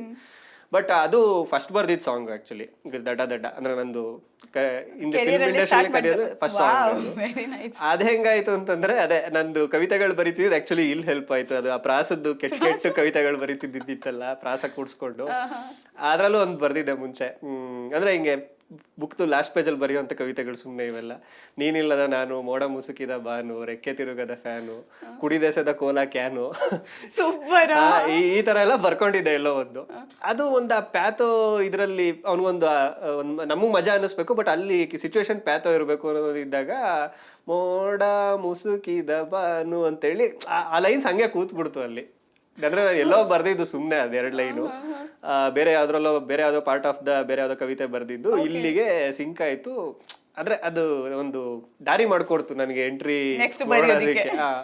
ಆಮೇಲೆ ಹೊಡೆದ ಟೆನ್ನಿಸ್ ಬಾಲು ಅವೆಲ್ಲ ಹಂಗೆ ಕಂಟಿನ್ಯೂ ಹಂಗೆ ಕನೆಕ್ಟ್ ಆಗ್ತಾ ಹೋಯ್ತು. ಬಟ್ ಅದು ಕೇಳಿದಾಗ ಹಂಗೆ ತುಂಬಾ ಯುನೀಕ್ ಸಾಂಗ್ ಅಲ್ವಾ ಅಂತ ಅನ್ಸ್ಬಿಡುತ್ತೆ. ಜೊತೆಗೆ ನಿಮ್ಗೆ ತುಂಬಾ ಕನೆಕ್ಟ್ ಆಗಿರುವಂತ ಒಂದು ಹಾಡಿದ್ರೆ, ನೀವು ಬರ್ದಿರೋದಲ್ಲ, ಬೇರೆ ಹಾಡುಗಳು ತುಂಬಾ ನಂಗೆ ಈ ಹಾಡಂದ್ರೆ ತುಂಬಾ ಇಷ್ಟನಪ್ಪ, ಈ ಲಿರಿಕ್ಸ್ ಅಂದ್ರೆ ತುಂಬಾ ಇಷ್ಟ ಅಂದ್ರೆ ಯಾವ ಹಾಡು? ಅದೇ ಇದು ನಿಮ್ಗೆ ಗೊತ್ತು ಇದು ಎಷ್ಟು ಕಷ್ಟ, ಯಾಕಂದ್ರೆ ಎಷ್ಟು ಫೇವ್ರೇಟ್ ಸಾಂಗ್ಗಳು ತುಂಬಾ ಇದೆ. ಹೌದು, ಸಡನ್ ಹಿಂಗ್ ನೆನಪು ಬಂತಪ್ಪ ನನಗೆ, ನೆನಪೇ ಬರ್ತಿಲ್ವಾ ಇವಾಗ?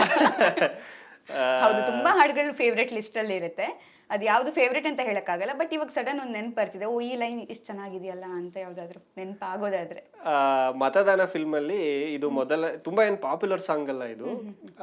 ಇದು ಮೊದಲನೇ ಹಾಡು ಹೇಗೋ ಏನೋ ಅರಿಯೇ, ಗೊತ್ತಿಲ್ಲ ಅದು ಏನಕ್ಕೆ ನನಗೆ ತುಂಬಾ ಇಷ್ಟ ಆಯ್ತು ಅಂತ ಹೇಳಿತ್ತ. ಅಂದ್ರೆ ಅದು ತುಂಬಾ ಇಷ್ಟ ಆಗುವಂತ ಇದು ಅಂತಾನು ಹೇಳೋದಕ್ಕಾಗಲ್ಲ ನನ್ಗೆ. ಅದ್ ಮೇ ಬಿ ನಾನು ಕೇಳ್ತಿದ್ದಿದ್ ಮೂಡ್ ಇರಬಹುದು, ಏನೋ ಗೊತ್ತಿಲ್ಲ. ಅದು ಆ ಫಿಲ್ಮ್ದು ಆ ಸಾಂಗ್ ನನ್ಗೆ ಯಾವ ಮೂಮೆಂಟ್ ಅಲ್ಲಿ ಕೇಳಿದ್ರು ಫೇವ್ರೇಟ್ ಅಂದ್ರೆ ಅದೊಂದು ಟಕ್ಕಂತ ಬರುತ್ತೆ. ಅದೇ ಹಾಡುಗಳು, ಯಾವ ಹಾಡುಗಳು ಫೇವ್ರೇಟ್ ಅಂತ, ಈಗ ಫೇಮಸ್ ಆಗಿರೋ ಹಾಡುಗಳೇ ನಮ್ ಫೇವ್ರೇಟ್ ಆಗ್ಬೇಕು ಅಂತಿಲ್ಲ, ನಮ್ಮ ಫೀಲಿಂಗ್ಸ್ ಗೆ ಆ ಟೈಮ್ಗೆ ಯಾವ್ದು ಕನೆಕ್ಟ್ ಆಗ್ತಾ ಹೋಗುತ್ತಲ್ಲ ಅದು ಫೇವ್ರೇಟ್ ಆಗ್ತಾ ಹೋಗುತ್ತೆ ಅನ್ನೋದು ವೆರಿ ನೈಸ್. ಈಗ ನಂಗೆ ತುಂಬಾ ಇಂಟ್ರೆಸ್ಟಿಂಗ್ ಕ್ವಶನ್ ಏನು ಅಂದ್ರೆ, ತುಂಬಾ ಜನರಿಗೆ ಈ ತರ ಬರಹಗಾರರಾಗಬೇಕು ಅನ್ನುವಂಥ ಆಸಕ್ತಿ ಇರುತ್ತೆ, ನಾನು ಬರಿಬೇಕು ಅಂತಿರುತ್ತೆ, ಬರಿತಾನೂ ಇರ್ತಾರೆ, ಅವಕಾಶಗಳ ಬಗ್ಗೆ ಮಾಹಿತಿ ಇರೋದಿಲ್ಲ, ಜೊತೆಗೆ ಬರವಣಿಗೆ ಹೇಗೆ ಮಾಡಬೇಕು ಅನ್ನುವಂಥ ವಿಚಾರಗಳು ಕೂಡ ಅವ್ರಿಗೆ ಗೊತ್ತಿರೋದಿಲ್ಲ.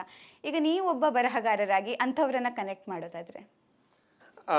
ಅದೇ ಇವತ್ತಿಗೆ ಏನಾಗಿದೆ ಅಂತಂದ್ರೆ ಇನ್ಸ್ಟಾಗ್ರಾಮ್ ಅಲ್ಲಿ ಅದರೆಲ್ಲ ತುಂಬಾ ಜನ ಬರೆಯೋದನ್ನ ನೋಡ್ತಾ ಇರ್ತೀವಿ ಅಂಡ್ ನನ್ಗೂ ಎಷ್ಟೊಂದ್ ಜನ ಕಳಿಸ್ತಾ ಇರ್ತಾರೆ ಹೇಗಿದೆ ಅಂತ ಫೀಡ್ಬ್ಯಾಕ್ಗೆ ಅಂತೆಲ್ಲ. ನಾನು ಆದಷ್ಟು ಎಲ್ರಿಗೂ ಒಂದು ಏನು ಹೇಳ್ತೀನಿ ಅಂತಂದ್ರೆ ಇನ್ಸ್ಟಾಗ್ರಾಮ್ ಅಂದ್ರೆ ಇವತ್ತು ಅದು ಇನ್ಸ್ಟೆಂಟ್ ಗ್ರಾಟಿಫಿಕೇಶನ್. ನಮಗೆ ಆ ಮೂಮೆಂಟ್ಗೆ ಎಷ್ಟು ಲೈಕ್ಸ್ ಬಂತು, ಎಷ್ಟು ಜನ ಕಮೆಂಟ್ ಮಾಡಿದ್ರು, ಅದರಿಂದ ನಾವು ಅದನ್ನ ಇಂಪ್ರೂವೈಸ್ ಮಾಡ್ಕೊಂಡು ಹೋಗೋದು ಆಕ್ಚುಲಿ ಇರುತ್ತೆ. ನಾನು ಅಲ್ಲೇ ಶುರು ಮಾಡಿದ್ದು, ಅದ್ರಲ್ಲೇನು ತಪ್ಪಿಲ್ಲ ಆಕ್ಚುಲಿ. ಈ ಚಿಕ್ಕದು 4 ಲೈನ್ ಕವಿತೆಗಳು ನಾನೊಂದು ನಾತ್ರಿ ವಿಕ್ರಮ ಅಂತ ಒಂದು ಜಸ್ಟ್ ಒಂದು ಇನ್ಸ್ಟಾಗ್ರಾಮ್ ಪೇಜ್ ಮಾಡ್ಕೊಂಡು ಅದ್ರಲ್ಲಿ ಸುಮ್ಮನೆ ಬರಿತಾ ಇದ್ದೆ ಮಜಕ್ಕೆ. ಬಟ್ ಒಂದು ಪಾಯಿಂಟ್ ಅಲ್ಲಿ ಹೋಗ್ತಾ ಹೋಗ್ತಾ ಏನ್ ಅರ್ಥ ಆಯ್ತು ಅಂದ್ರೆ ಅದನ್ನ ಮೀರಿ ನಾವು ಅಂದ್ರೆ ಅದನ್ನ ಕಂಟಿನ್ಯೂ ಮಾಡಬೇಕು. 4 ಲೈನ್ ಬರೆದ್ಬಿಟ್ಟು ಅದೇ ಒಂದು ಕವಿತೆ ಬರೆದ್ಬಿಟ್ಟೆ ಅನ್ನೋ ಒಂದು ಫೀಲ್ ಹೋಗೋದಕ್ಕಿಂತನೂ ಅಂದ್ರೆ ನಾವು ಅದನ್ನ ಬೆಳೆಸ್ಕೊಂಡು ಹೋಗ್ಬೇಕು ಇನ್ನೂ. ಅಂದ್ರೆ ಇನ್ನೂ ಸ್ವಲ್ಪ ದೊಡ್ಡ ಕವಿತೆ ಬರೀದಕ್ಕೆ ಟ್ರೈ ಮಾಡ್ಬೇಕು. ಅಂದ್ರೆ ಪಾಸಿಬಲ್ ಇರುತ್ತೆ ನಮ್ಗೆ, ಅದು ಬರೆಯೋ ನಮ್ಮ ಹತ್ರ ನ್ಯಾಕ್ ಇರುತ್ತೆ. ಬಟ್ ಅದನ್ನ ಬೆಳೆಸ್ಬೇಕು. ನಾವು ಇಷ್ಟಕ್ಕೆ ಬರೆದ್ಬಿಟ್ಟು ಅದನ್ನ ಒಂದಷ್ಟು ಜನ ನೋಡಿದ್ರು, ಒಂದಷ್ಟು ಜನ ಶೇರ್ ಮಾಡಿದ್ರು, ಓಕೆ ಇವತ್ತಂತೂ ರೀಲ್ಸ್ ಎಲ್ಲ ಬಂದ್ಮೇಲಂತೂ ಏನೋ ಸುಮ್ಮನೆ ಬಾಯಿಗೆ ಒಂದಿನ 3 ಲೈನ್ ಬರೆದ್ರು ಅದೊಂದು ಒಳ್ಳೆ ಮ್ಯೂಸಿಕ್ ಜೊತೆಗೋ ಒಳ್ಳೆ ವಿಜುವಲ್ ಜೊತೆಗೋ ಹಂಗೆ ತೇಲ್ಕೊಂಡು ಹೋಗ್ಬಿಡುತ್ತೆ. ಸೊ ಅವಾಗ ನಾವು ಒಂದು ಅರ್ಥ ಮಾಡ್ಕೋಬೇಕಾಗಿರೋದು ಅಂದ್ರೆ ಲೈನ್ಸ್ ನೋಡಿ ಯಾರು ಅದನ್ನ ಶೇರ್ ಮಾಡ್ತಿರಲ್ಲ, ಬಿಕಾಸ್ ಅವ್ರಿಗೆ ಏನೋ ಅದೊಂದು ಕನೆಕ್ಟ್ ಆಗಿರುತ್ತೆ ಇದಷ್ಟೇನೆ. ಅಷ್ಟನ್ನೇ ಬರೆದು ನಾವು ಅಷ್ಟಕ್ಕೆ ಸ್ಯಾಟಿಸ್ಫೈ ಆಗ್ದಲೆ ಅದನ್ನ ಮುಂದುವರ್ಸ್ಕೊಂಡು ಹೋಗ್ಬೇಕು. ಆದಷ್ಟು ಮುಂದುವರ್ಸ್ಕೊಂಡು ಹೋಗೋದಕ್ಕೆ ಏನೇನ್ ಚಾನಲ್ಸ್ ಇದೆ, ನಮ್ಗೆ ಏನೇನು ದಾರಿಗಳಿದೆ ಅದನ್ನ ಹುಡುಕೋಬೇಕು. ಅಂಡ್ ಬೇಸಿಕಲಿ ಲೈಕ್ ಓದೋದು ಇವತ್ತಿನ ಇದಕ್ಕಂತೂ ತುಂಬಾ ಹೆಲ್ಪ್ ಆಗುತ್ತೆ. ಯಾಕೆಂದ್ರೆ ಅನುಭವಗಳು ನಾವು ಅವಾಗಲೇ ಮಾತಾಡ್ತಾ ಇದ್ವಲ್ಲ, ಜೀವನ ಅನುಭವಗಳು ಸಿಗುತ್ತೆ ಇಲ್ಲ ಅಂತಲ್ಲ. ಬಟ್ ನಮ್ಗೆ ಅದನ್ನ ಹೇಳ್ಕೊಡೋಕೆ ಈಗ ಮುಂಚೆ ನಮ್ಮ ಜನರೇಷನ್ಗೆ ಅಂತಂದ್ರೆ ಇದ್ರು, ಅಥವಾ ನಮ್ಮ ಹಿಂದಿನ ಜನರೇಷನ್ಗೆ ಅಂದ್ರೆ ಇದ್ರು. ಪ್ರಪಂಚನೇ ಹಂಗಿತ್ತು. ಯಾರೋ ಒಬ್ರು ಟೀಚರ್ ಪಾಠ ಮಾಡೋದ್ರ ಮಧ್ಯೆ ಏನೋ ಒಂದು ವಿಷಯ ಹೇಳ್ತಾ ಇದ್ರು, ಆಯ್ತಾ. ಸೊ ಆ ತರದ್ದು ಎಲ್ಲೋ ಹೋಗ್ತೀವಿ, ಯಾರ ಜೊತೆನೋ ಯಾರೋ ಸಿಗ್ತಾರೆ, ಅದೆಲ್ಲ ನಡೀತಾ ಇರ್ತಿತ್ತು. ಇವತ್ತಿಗೆ ಅದೆಲ್ಲ ಸ್ವಲ್ಪ ಕಮ್ಮಿ ಆಗಿದೆ. ಇವತ್ತಿಗೆ ಅಂದ್ರೆ ನಿಮ್ಗೆ ಕ್ಲಾಸ್ ರೂಮ್ ಇಂದಂತೂ ಏನು ಸಿಗ್ತಾನೆ ಇಲ್ಲ.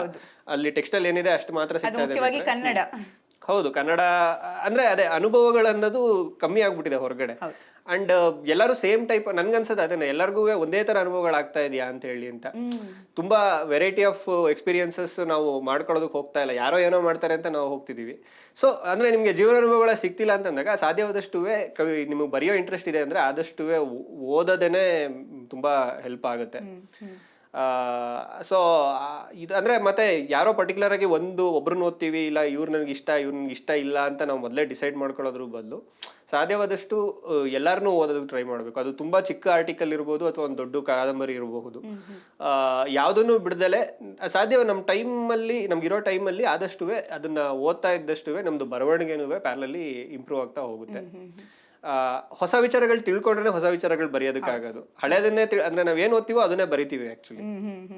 ಸೊ ನಾವು ಇದೇ ತರದ್ದೇ ಬರಿತಿರ್ತೀವಿ, ಬರೀ ಯಾವ್ದೋ ಹಿಂಗೆ ಈ ತರದೇ ಕಾದಂಬರಿಗಳು ಓದ್ತಾ ಇರ್ತೀವಿ ಅಂದ್ರೆ ನಮ್ದು ಔಟ್ಪುಟ್ ಇನ್ಪುಟ್ ಏನಿರುತ್ತೆ ಔಟ್ಪುಟ್ ಅದೇ ಇರುತ್ತೆ. ನಾಟ್ ಲೈಕ್ ಏನೋ ಹೊಸದೇನೋ ಬಂದ್ಬಿಡುತ್ತೆ ಅಂತಲ್ಲ. ಸೊ ಆದಷ್ಟು ತುಂಬಾ ಅವ್ರು ಎಷ್ಟೇ ಚಿಕ್ಕ ಕವಿಗಳಾಗಿರ್ಬೋದು, ಚಿಕ್ಕ ಲೇಖಕರಾಗಿರ್ಬೋದು, ಬಟ್ ಯಾವ್ದೋ ಒಂದು ಅವ್ರದ್ದೊಂದು ಏನೋ ಒಳ್ಳೆ ಕಂಟೆಂಟ್ ಇದೆ ಅಂತಂದ್ರೆ ನಾವು ಅದನ್ನ ಓದಿ ನಾವು ಅದನ್ನ ಏನ್ ಅರ್ಥ ಮಾಡ್ಕೊಂತೀವಿ ಅದನ್ನ ನಾವು ಹೊರಗಡೆ ನಾವು ಬೇರೆ ತರ ಹೇಳ್ತೀವಿ. ಬಿಕಾಸ್ ಅದು ನಮ್ ಥ್ರೂ ಹೋಗಿರುತ್ತಲ್ಲ, ನಾವು ಅದನ್ನ ಒಂದು ರೀತಿ ಅರ್ಥ ಮಾಡ್ಕೊಂತೀವಿ, ಇನ್ನೊಂದು ರೀತಿ ಹೇಳ್ಬೋದು. ಸೊ ಅದಕ್ಕೆ ಆದಷ್ಟು ಓದೋದನ್ನೇ ನಾನು ಸಜೆಸ್ಟ್ ಮಾಡ್ತೀನಿ. ಅಂದ್ರೆ ಆ ಪದಗಳ ಶ್ರೀಮಂತಿಕೆ ಅಂತ, ಆ ಪದಗಳನ್ನ ಬಳಕೆ ಮಾಡುವಾಗ ಅದು ಜನರಿಗೂ ಅರ್ಥ ಆಗ್ಬೇಕು. ಅಂದ್ರೆ ತುಂಬಾ ಕ್ಲಿಷ್ಟಕರ ಪದಗಳನ್ನು ಕೂಡ ಬಳಸಬಾರ್ದು, ಕನೆಕ್ಟಿವಿಟಿನೂ ಇರ್ಬೇಕು ಅಂತ. ಅಂತದೆಲ್ಲ ಪದಗಳು ಬರ್ಬೇಕು ಅಂದ್ರೆ ಓದ್ಲೇಬೇಕು, ಇಲ್ಲಂದ್ರೆ ಎಲ್ಲಿಂದ ಬರುತ್ತೆ. ಹೌದು. ಆಮೇಲೆ ನಮ್ಗೆ ಅದಕ್ಕಿಂತ ಹೆಚ್ಚಾಗಿ ಅದನ್ನ ನಾವು ಅನ್ಕೊಂತಿರೋದು ನಮ್ಮ ಮನ್ಸಲ್ಲಿ ಏನೋ ಒಂದು ಇದೆ, ನಮ್ಗೆ ಗೊತ್ತಿದೆ ಇದು ಐಡಿಯಾ, ಇದನ್ನ ತೊಂದ್ರೆ ಚೆನ್ನಾಗಿರುತ್ತೆ ಅಂತ. ಬಟ್ ಅದನ್ನ ಅದೇ ತರ ಸೇಮ್ ಆ ವರ್ಡ್ಸ್ ನ ತರದಿದೆಯಲ್ಲ ಅಲ್ಲಿಗೆ, ಅದನ್ನ ಆರ್ಟಿಕ್ಯುಲೇಟ್ ಮಾಡೋದು ಓದ್ದಾಗ್ಲೇನೆ ಗೊತ್ತಾಗೋದು. ಅಂದ್ರೆ ಒಂದು ಸೆಂಟೆನ್ಸ್ ಫಾರ್ಮ್ ಮಾಡೋದಕ್ಕೂ ಇವತ್ತು ಎಷ್ಟೊಂದ್ ಜನ ಕಷ್ಟಪಡ್ತಾರೆ. ನಾಟ್ ಲೈಕ್ ಕನ್ನಡ ಇಂಗ್ಲಿಷ್ ಅಂತಲ್ಲ, ಒಂದು ಪ್ರಾಪರ್ ಒಂದು ಸೆಂಟೆನ್ಸ್ ಫಾರ್ಮ್ ಮಾಡಿ ಬರೆಯೋದುವೆ ಅವ್ರಿಗೇನೋ ಒಂದು ಅನ್ನಿಸ್ತಿರೋದನ್ನ ಬರೆಯೋದು ಬಹಳ ಕಷ್ಟಪಡ್ತಾರೆ.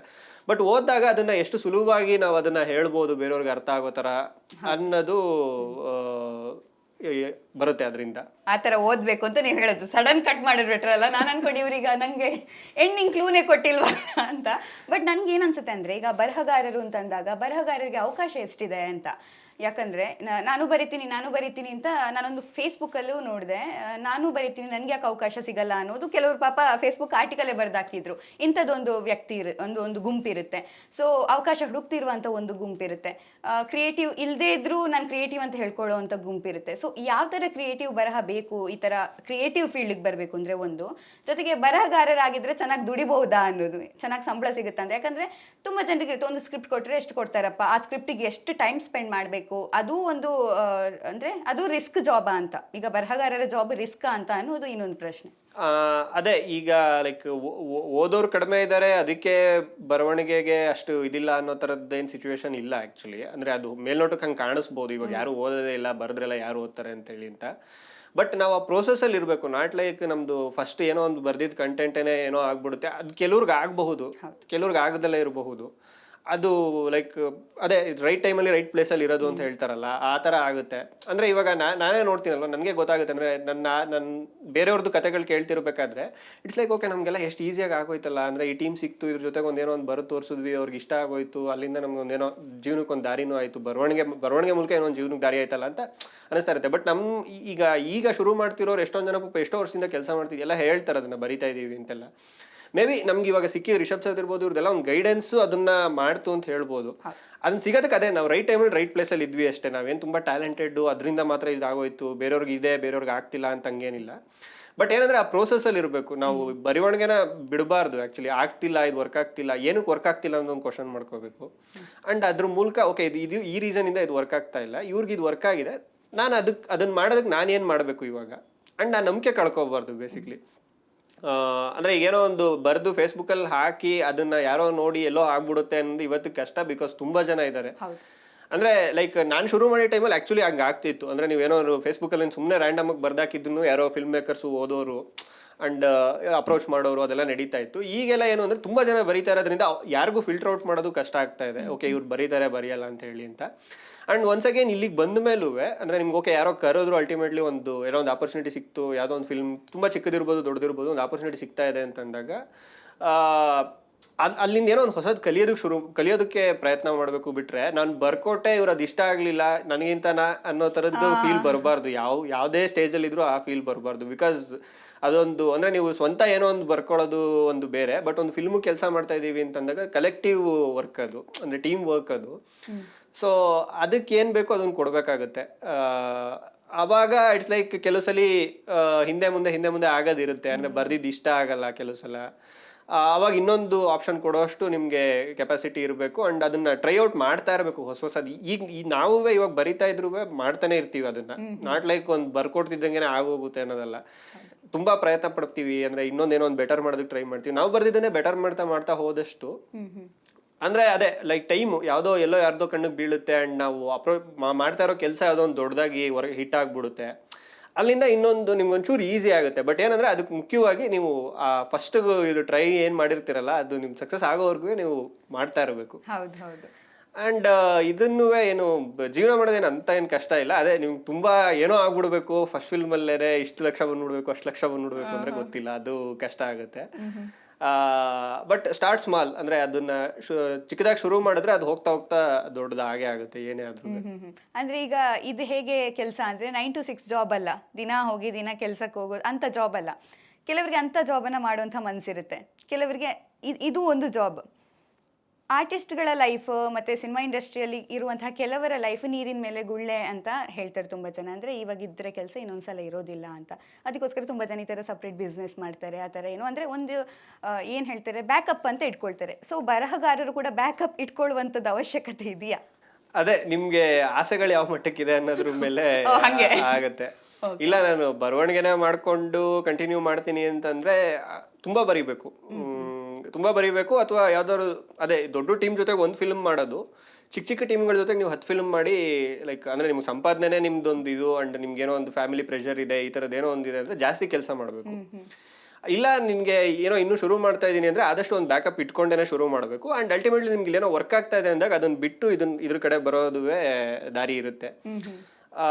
ಇಮಿಡಿಯೇಟ್ ಆಗಿ ಎಲ್ಲ ಕೆಲಸ ಎಲ್ಲ ಬಿಟ್ಬಿಟ್ಟು ಬಂದ್ಬಿಡ್ತೀನಿ, ನಂಗೆ ಆ ಕಡೆ ಮನೆ ಇದೆ, ಹೆಂಡತಿ ಮಕ್ಳಿದ್ದಾರೆ, ಇಲ್ಲ ಅಪ್ಪ ಅಮ್ಮ ಇದಾರೆ ನೋಡ್ಕೊಳ್ಳೋದಕ್ಕೆ, ಅದು ಸ್ವಲ್ಪ ಇಶ್ಯೂ ಆಗುತ್ತೆ. ಅಂಡ್ ಅದರಿಂದ ಇದ್ರ ಬಗ್ಗೆ ಒಂದು ಆಸಕ್ತಿನೂ ಹೋಗೋ ಸಾಧ್ಯತೆ ಇರುತ್ತೆ. ಅಯ್ಯೋ ಎಲ್ಲ ಬಿಟ್ಟು ಬಂದೆ, ನಾನು ಇದಕ್ಕೆ ಇಷ್ಟೆಲ್ಲ ಕೊಟ್ಟೆ ಆಗ್ಲಿಲ್ಲ ಅಂತ ಹೇಳಿ ಅಂತ. ನಮ್ದು ಅವಶ್ಯಕತೆಗಳೇನಿದೆ ಅದನ್ನ ನೋಡ್ಕೊಂಡು ಚಿಕ್ಕದಾಗಿ ಶುರು ಮಾಡಿ ಹೋಗ್ತಾ ಅದು ನಮ್ಮ ಪ್ರಯತ್ನ ಎಷ್ಟಿರುತ್ತೆ, ನಮ್ಮ ಎಫರ್ಟ್ ಎಷ್ಟಾಗ್ತಾ ಇದೀವಿ ಅದ್ರ ಮೂಲಕ ಬೆಳ್ಕೊಂಡು ಹೋಗುತ್ತೆ. ಕೆಲಸದ ಮೇಲೆ ಪ್ರೀತಿ ಇದ್ರೆ ಅದು ಮುಂದುವರಿತಾ ಹೋಗುತ್ತೆ. ಸಂಪಾದನೆ ಮೇಲೆ ಪ್ರೀತಿ ಇದ್ರೆ ಇನ್ನೊಂದ್ ಕಡೆ ಬೇರೆ. ಅದೇ ಅಂದ್ರೆ ಅದು ತಪ್ಪು ಅಂತಾನು ಹೇಳೋದಕ್ಕಾಗಲ್ಲ. ಎರಡು ಬ್ಯಾಲೆನ್ಸ್ ಮಾಡ್ಕೊಳ್ಳೋದು ನಿಮ್ಗೆ ಗೊತ್ತಿರಬೇಕು. ಈಗ ನಾನು ಬಿಟ್ಟು ಮಾಡ್ತಾ ಇದೀನಿ ಅಂದ್ರೆ ನನ್ನ ಸ್ಯಾಕ್ರಿಫೈಸಸ್ ಕೆಲವು ಇರುತ್ತೆ ಅದಕ್ಕೋಸ್ಕರ. ಸೊ ಅದನ್ನ ಅರ್ಥ ಮಾಡ್ಕೊಂಡು ನಮ್ಗೆ ಎಷ್ಟು ಅಡ್ಜಸ್ಟ್ ಆಗ್ತಾ ಹೋಗ್ಬೇಕು ಮುಂದಕ್ಕೆ, ಬರವಣಿಗೆ ಮಾಡ್ತಾ ಹೋಗ್ಬೇಕು. ಎಸ್, ಫ್ಯೂಚರ್ ಏನ್ ಬರಿತಾ ಇದ್ದೀರಾ ನೀವು? ಈಗ ಅದೇ ಇದೆಲ್ಲ ಕಾಂತಾರದೆಲ್ಲ ಈಗ ರಿಲೀಸ್ ಆಗಿದೆ ಇವಾಗ, ಬಟ್ ನಮ್ದು ಕೆಲಸ ಎಲ್ಲ ತುಂಬಾ ಮುಂಚೆ ನಾನು ಹೇಳಿದ್ನಲ್ಲ ಲಾಸ್ಟ್ ಅಕ್ಟೋಬರ್ ಅಲ್ಲಿ ಇದ್ ಮಾಡಿದ್ದು ಅಂತೆಲ್ಲ. ಅದಾದ್ಮೇಲೆ ತುಂಬಾ ಬರ್ದಿದ್ದೀನಿ ಬೇರೆ ಬೇರೆ ಸಿನಿಮಾಗಳಿಗೆ, ಒಂದಷ್ಟು ರಿಲೀಸ್ಗಿದೆ. ಸರಳ ಸುಬ್ರಾವ್ ಅಂತ ಒಂದಿದೆ, ಪೀಟರ್ ಅಂತ ಒಂದಿದೆ, ಪೀಟರ್ ಲಿರಿಕ್ಸ್ ಬರ್ದಿದ್ದೀನಿ. ಅದೆಲ್ಲ ಗ್ರಾಮಾಯಣ ಅಂತ ವಿನಯ್ ರಾಜ್ಕುಮಾರ್ ಅವ್ರದ್ದೊಂದು ಅದೊಂದು ಬರ್ತಾ ಇದೆ. ಸೊ ಅದೆಲ್ಲ ಜಾನ್ ಫೆಬ್ ಅಲ್ಲಿ ರಿಲೀಸ್ ಆಗ್ಬೋದು. ಇನ್ನೊಂದು ಶಂಕರಾಭರಣ ಅಂತ ಹೇಳ್ಬಿಟ್ಟು ಅದೂ ಆಗ್ತಾ ಇದೆ. ಸೊ ಇದೆಲ್ಲ ಒಂದಷ್ಟು ಸಿನಿಮಾಗಳು ಮುಂದಿನ ದಿನಗಳಲ್ಲಿ ರಿಲೀಸ್ ಆಗ್ತಾ ಇದೆ. ನೈಸ್. ಈಗ ಒಂದು ಎಡಿಟರ್ ಅಂತ ಹೇಳಿದ್ರೆ ಅವರಿಗೆ ಈಗ ಕ್ಯಾಮ್ರಾ ಹೆಂಗ್ ವರ್ಕ್ ಆಗುತ್ತೆ ಅನ್ನುವಂಥ ನಾಲೆಜ್ ಇರಬೇಕು, ಅವರ ಕನೆಕ್ಟಿವಿಟಿ ಇರಬೇಕು. ಈಗ ಹೀರೋಯಿನ್ ಅಂತ ಹೇಳಿದ್ರೆ ಈ ಡೈರೆಕ್ಟರ್ ಜೊತೆ ಅವ್ರಿಗೆ ಕನೆಕ್ಟಿವಿಟಿ ಕರೆಕ್ಟ್ ಇರಬೇಕು, ಕ್ಯಾಮ್ರಾ ಬಗ್ಗೆನೂ ನಾಲೆಜ್ ಇರಬೇಕು, ಅವರಿಗೆ ಸ್ಕ್ರಿಪ್ಟ್ ಬಗ್ಗೆನೂ ನಾಲೆಜ್ ಇರಬೇಕು. ಈ ತರ ಈಗ ಬರಹಗಾರರಿಗೂ ಕೂಡ ಯಾರ ಜೊತೆ ಎಲ್ಲ ಕನೆಕ್ಷನ್ ಕರೆಕ್ಟ್ ಇರಬೇಕು, ಈಗ ನಿರ್ದೇಶಕರ ಜೊತೆ ಅಥವಾ ಸೀನ್ ಬರೆಯೋರ ಜೊತೆ ಅಥವಾ ಹೆಂಗೆ ಅಂತ, ಅಂದ್ರೆ ಇದೆಲ್ಲ ಗೊತ್ತಿದ್ರೆ ನಮ್ ಕೆಲಸ ಸ್ವಲ್ಪ ಈಸಿ ಆಗುತ್ತೆ ಬರಹಗಾರರಿಗೆ. ಈ ಎಲ್ಲ ಆಂಗಲ್ ಗೊತ್ತಿದ್ರೆ ನನ್ನ ಕೆಲಸಕ್ಕೆ ಓಕೆ ಹಿಂಗೆ ಕೊಟ್ರೆ ಚೆನ್ನಾಗಿರುತ್ತೆ ಅಂತ. ಅದು ಯಾವ್ದೆಲ್ಲ ಆಂಗಲ್ ಗೊತ್ತಿದ್ರೆ ಬೆಟರ್ ಬರಹಗಾರ? ಅಂದ್ರೆ ಬೇಸಿಕಲಿ ಡೈರೆಕ್ಟರ್ ಜೊತೆಗೇನೆ ಇರ್ಬೇಕದು. ಅಂದ್ರೆ ಈಗ ಹೆಂಗೆ ಮ್ಯೂಸಿಕ್ ಡೈರೆಕ್ಟರ್ಗೂ ಡೈರೆಕ್ಟರ್ದು ಏನ್ ತಲೆಯಲ್ಲಿದೆ ಅದನ್ನೇ ಹೇಳ್ಬೇಕು, ಎಡಿಟರ್ಗೂ ಅದನ್ನೇ ಹೇಳ್ಬೇಕು. ಸೊ ಹಂಗೆ ರೈಟರ್ಗೂ ಡೈರೆಕ್ಟರ್ ಫೀಡ್ ಮಾಡ್ತಾರೆ ಜನರಲಿ. ಡೈರೆಕ್ಟರ್ಗಳು ನಿಮ್ಗೆ ಕೆಲವರು ಫ್ರೀಡಮು ಕೊಡ್ತಾರೆ, ಅಂದ್ರೆ ನೀವೇನೋ ಇನ್ಪುಟ್ಸ್ ಕೊಡಿ ನನಗೆ ಅಂತಾನು ಕೇಳೋರು ಇರ್ತಾರೆ. ಇಲ್ಲ ನನ್ಗೆ ಹಿಂಗೆ ಅನ್ನಿಸ್ತಾ ಇದೆ, ಇದನ್ನ ನೀವು ಕಥೆಯಾಗಿ ಡೆವಲಪ್ ಮಾಡಿ ಸಿನಿಮಾ ಮಾಡೋದಕ್ಕೆ ಈ ಕಥೆನ ಡೆವಲಪ್ ಮಾಡ್ಕೊಡಿ ಅನ್ನೋ ತರದ್ದು ಎರಡು ತರನೂ ನಡೆಯುತ್ತೆ. ಅಂದ್ರೆ ಅವ್ರ ಹತ್ರನೇ ಕಂಪ್ಲೀಟ್ ಇದಿರುತ್ತೆ, ಐಡಿಯಾ ಇರುತ್ತೆ. ಸೊ ನಾವು ಅದನ್ನ ಅವ್ರ ಜೊತೆ ಕೊಲ್ಯಾಬ್ ಆಗಿ ಬರಿತೀವಿ. ಇಲ್ಲ ಅಂತಂದ್ರೆ they just have A thin line, ಕೆಲವು ಸರಿ ತುಂಬಾ ಥಿನ್ ಲೈನ್ ಇರುತ್ತೆ, ಅವ್ರ ಜೊತೆ ಕೊಲ್ಯಾಬ್ ಆಗಿ ಡೆವಲಪ್ ಮಾಡ್ತೀವಿ ಅದನ್ನ. ಅವ್ರಿಗೆ ಏನ್ ಬೇಕೋ ಅದನ್ನ ಕೊಡೋದಿರುತ್ತೆ, ಅಂಡ್ ಅವ್ರು ಏನ್ ಕೇಳ್ತಾ ಇದಾರೆ ಅದನ್ನ ಕೊಡೋದಿರುತ್ತೆ. ಎರಡು ದಾರಿನೂ ಇರುತ್ತೆ. ಬೇಸಿಕ್ಲಿ ಇನ್ಯಾರ ಜೊತೆನೂ ತುಂಬಾ ಕೆಲಸ ಇರಲ್ಲ, ಡೈರೆಕ್ಟರ್ ಜೊತೆನೆ ನಾವು ಎಷ್ಟು ನೀಟಾಗಿ ಸಿಂಕ್ ಆಗ್ತೀವಿ ಅಷ್ಟು ಬರೆಯೋದು ಈಸಿ ಆಗ್ತಾ ಹೋಗುತ್ತೆ. Okay, nice. ಈಗ ಮ್ಯೂಸಿಕ್ ಹಾಡೋದಕ್ಕೆ ಹೋಗ್ತಾರಲ್ಲ, ಸೊ ಅವಾಗ್ಲೂ ನೀವು ಇರ್ತೀರಾ ಅಲ್ಲಿ? ಹಿಂಗೆ ಅಂದ್ರೆ ಕಂಪೋಸಿಷನ್ ಆಗುತ್ತೆ ಆ ಟೈಮಲ್ಲಿ, ಅಂದ್ರೆ ಮ್ಯೂಸಿಕ್ ಎಲ್ಲ ರೆಡಿ ಆಗಿ ನಿಮ್ಮ ಲಿರಿಕ್ಸ್ ಎಲ್ಲ ರೆಡಿ ಆಗಿ ಅವ್ರು ಹಾಡಕ್ ಹೋಗ್ತಾರೆ ಗಾಯಕರು, ಆ ಟೈಮಲ್ಲಿ ನೀವು ಅಲ್ಲಿ ಇರ್ತೀರಾ? ಜನರಲಿ ಇರ್ಬೇಕಾಗುತ್ತೆ. ಯಾಕೆಂದ್ರೆ ಏನೋ ಸಣ್ಣ ಪುಟ್ಟ ಚೇಂಜಸ್ ಬೇಕಾಗುತ್ತೆ ಕೆಲವು ಸಲ. ಹಾ, ಅಂದ್ರೆ ಮ್ಯೂಸಿಕ್ ಡೈರೆಕ್ಟರ್ ಮ್ಯೂಸಿಕ್ ನ ನೋಡ್ತಾ ಇರ್ತಾರೆ ಎಷ್ಟೊಂದ್ಸಲ. ಆಮೇಲೆ ಎಷ್ಟೊಂದ್ಸಲ ಏನಾಗುತ್ತೆ ಅಂದ್ರೆ ಬೇರೆ ಲ್ಯಾಂಗ್ವೇಜ್ ಅವ್ರು ಮ್ಯೂಸಿಕ್ ಮಾಡ್ತಾ ಇರ್ತಾರೆ. ಈ ತರದ್ದೆಲ್ಲ ಒಂದಷ್ಟು ವಿಷಯಗಳಿರುತ್ತೆ.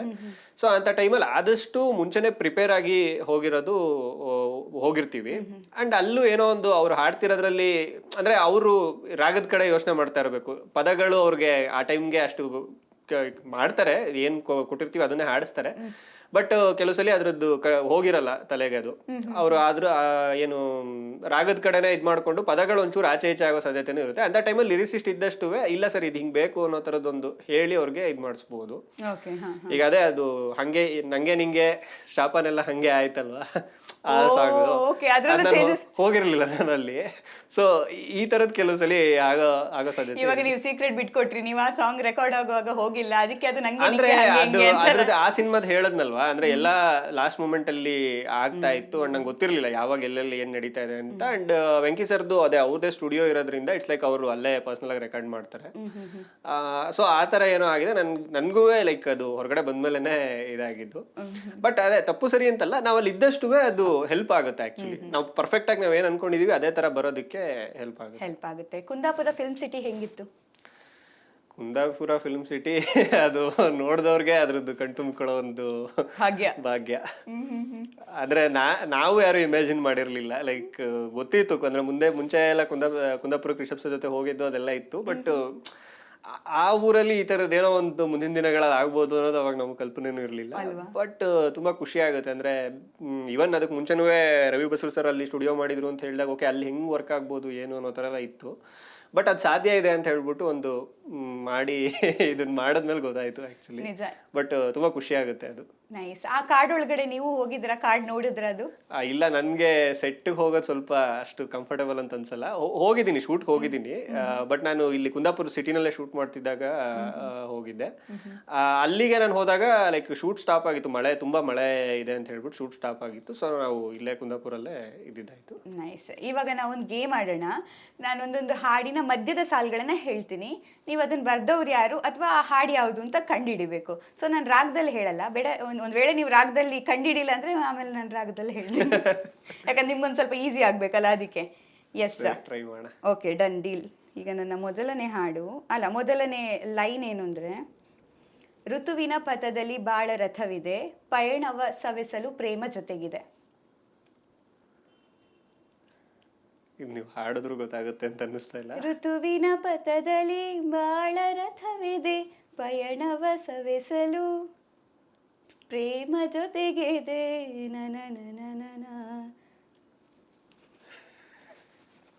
ಮೇಘ ಬಂತು ಮೇಘ. ಗೊತ್ತಿಲ್ವ ಇದು ಹಾಡು? ಹಂಸಲೇಖ ಸರ್ ಬರ್ದಿರೋದು. ಹಂಸಲೇಖ ಸರ್ ಬರ್ದಿರೋದಂತ ಗೊತ್ತು.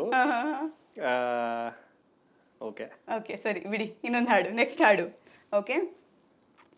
ನಾನಿನ್ನ ಕನಸಿನ ಚಂದಾದಾರನು, ಚಂದ ಬಾಕಿ ನೀಡಲು ಬಂದೇ ಬರುವೆನು, ನಾನೇರ ಹೃದಯದ ವರದಿಗಾರನು, ನಿನ್ನ ಕಂಡ ಕ್ಷಣದಲ್ಲೇ ಮಾತೆ ಮರೆವೆನು. ನಿನ್ನ ಕಂಡ ಕ್ಷಣದಲ್ಲೇ ಮಾತೆ ಮರೆವೆನು, ಕ್ಷಮಿಸು ನೀ ಕಿನ್ನರಿ, ನುಡಿಸಲೇ ನಿನ್ನನು, ಹೇಳಿ ಕೇಳಿ ಮೊದಲೇ ಚೂರು ಪಾಪಿ ನಾನು, ಮಿಂಚಾಗಿ ನೀನು ಬರಲು. ಅದು ಏನು ಮಧ್ಯದಲ್ಲಿ ಹೇಳಿದಾಗ ನಾವ್ ಅದನ್ನ ಕಂಪ್ಲೀಟ್ ಮಾಡೇನೆ ಅಲ್ಲಿಗೆ ಹೋಗ್ಬೇಕಾಗುತ್ತೆ ಎಷ್ಟೊಂದ್ಸಲ, ಅದಕ್ಕೆ ನಾನು ಪೂರ್ತಿ ಕರೆಕ್ಟ್ ಕರೆಕ್ಟ್ ಅಂದ್ರೆ ಸಡನ್ ನೆನಪು ಬರೋದಿಲ್ಲ. ಜಯಂತ್ ಕಾಯ್ಕಿಣಿ ಅವರು ಬರ್ದಿರುವಂತ ಹಾಡು. ಎಸ್. ನೆಕ್ಸ್ಟ್ ಇವಾಗ ನಿಮ್ಗೊಂದು ಮಾರ್ಕ್, ನನಗೊಂದು ಮಾರ್ಕ್. ನೀವೇ ಮಾರ್ಕ್ ತಗೋಬಿಡಿ. ನಾನು ಅದೇ ಯಾರೋ ನೀವ್ ಹೇಳಿಲ್ಲ ಅಂದ್ರೆ ನನಗೆ ಮಾರ್ಕ್ಸ್ ಅದು. ಓಕೆ. ನೆಕ್ಸ್ಟ್. ಪ್ರೀತಿಯಲ್ಲಿ ಪ್ರತಿ ನಿಮಿಷ ಪ್ರತೀಕ್ಷೆಯ ಮಾಡುವುದು, ಸ್ವಾರ್ಥದಲ್ಲಿ ಪ್ರತಿ ಕ್ಷಣವು ಪ್ರತಿಷ್ಠೆಯ ತೋರುವುದು, ಎರಡೆರಡು ಭಾವಗಳಿವೆ ಈ ಹೃದಯಕ್ಕೆ, ಎರಡೆರಡು ಭೇದಗಳಿವೆ ಈ ಮನಸ್ಸಿಗೆ. ಗೊತ್ತಿರ್ಲಿಕ್ಕಿಲ್ಲ, ಮೇ ಬಿ ಸ್ವಲ್ಪ ಟಫ್ ಇದೆ. ಪ್ರೀತಿಯಲ್ಲಿ ಪ್ರತಿ ನಿಮಿಷ ಪ್ರತೀಕ್ಷೆಯ ಮಾಡುವುದು, ದರ್ಶನ್ ಸರ್ ಫಿಲ್ಮ್.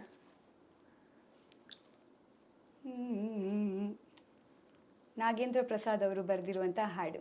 ಓ ಸೂರ್ಯ ನಿನಗೆ ನಮನ. ಇವಾಗ ಎಸ್. ನೆಕ್ಸ್ಟ್. ನನಗೆ 2 ಪಾಯಿಂಟ್, ನಿಮ್ಗೊಂದು ಪಾಯಿಂಟ್. ಆಯ್ತು. ನೆಕ್ಸ್ಟ್. ಮುಗುಳು ನಗೆ ಅದು ಜಾದು, ಬಳುಕೋ ನಡೆ ಅದು ಜಾದು, ನುಡಿವ ಬಗೆ ಅದು ಜಾದು, ಅದರ ಸವಿ ಜಾದು. ಹಾಡು ಬಿಡಿ, ಅದೊಂದ್ಸಲ ಗೊತ್ತಾಗ್ಬೋದು ಮೋಸ್ಟ್ಲಿ ಹಾಡಿದ್ರೆ. ಮುಗುಳು ನಗೆ ಅದು ಜಾದು, ಬಳುಕೋ ನಡೆ ಅದು ಜಾದು, ನುಡಿವ ಬಗೆ ಅದು ಜಾದು, ಅದರ ಸವಿ ಜಾದು. ಇದು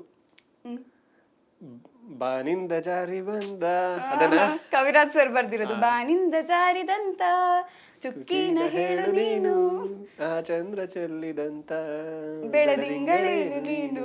ಎಸ್, ವೆರಿ ನೈಸ್. ಆಯ್ತು, 2 ಪಾಯಿಂಟ್ ಈಚ್. ಓಕೆ. ನೆಕ್ಸ್ಟ್. ಬಾಳೆಂದರೆ ಪ್ರಣಯಾನುಭಾವ ಕವಿತೆ, ಆತ್ಮಾನುಸಂಧಾನ, ನೆನಪೆಂದರೆ ಜನ್ಮಕ್ಕೂ ನೂರಾರು ಜನ್ಮಕ್ಕೂ ಬಲವಾಧಾರೆ ಉಳಿದಲಿದು ಬಾರೆಲೆ.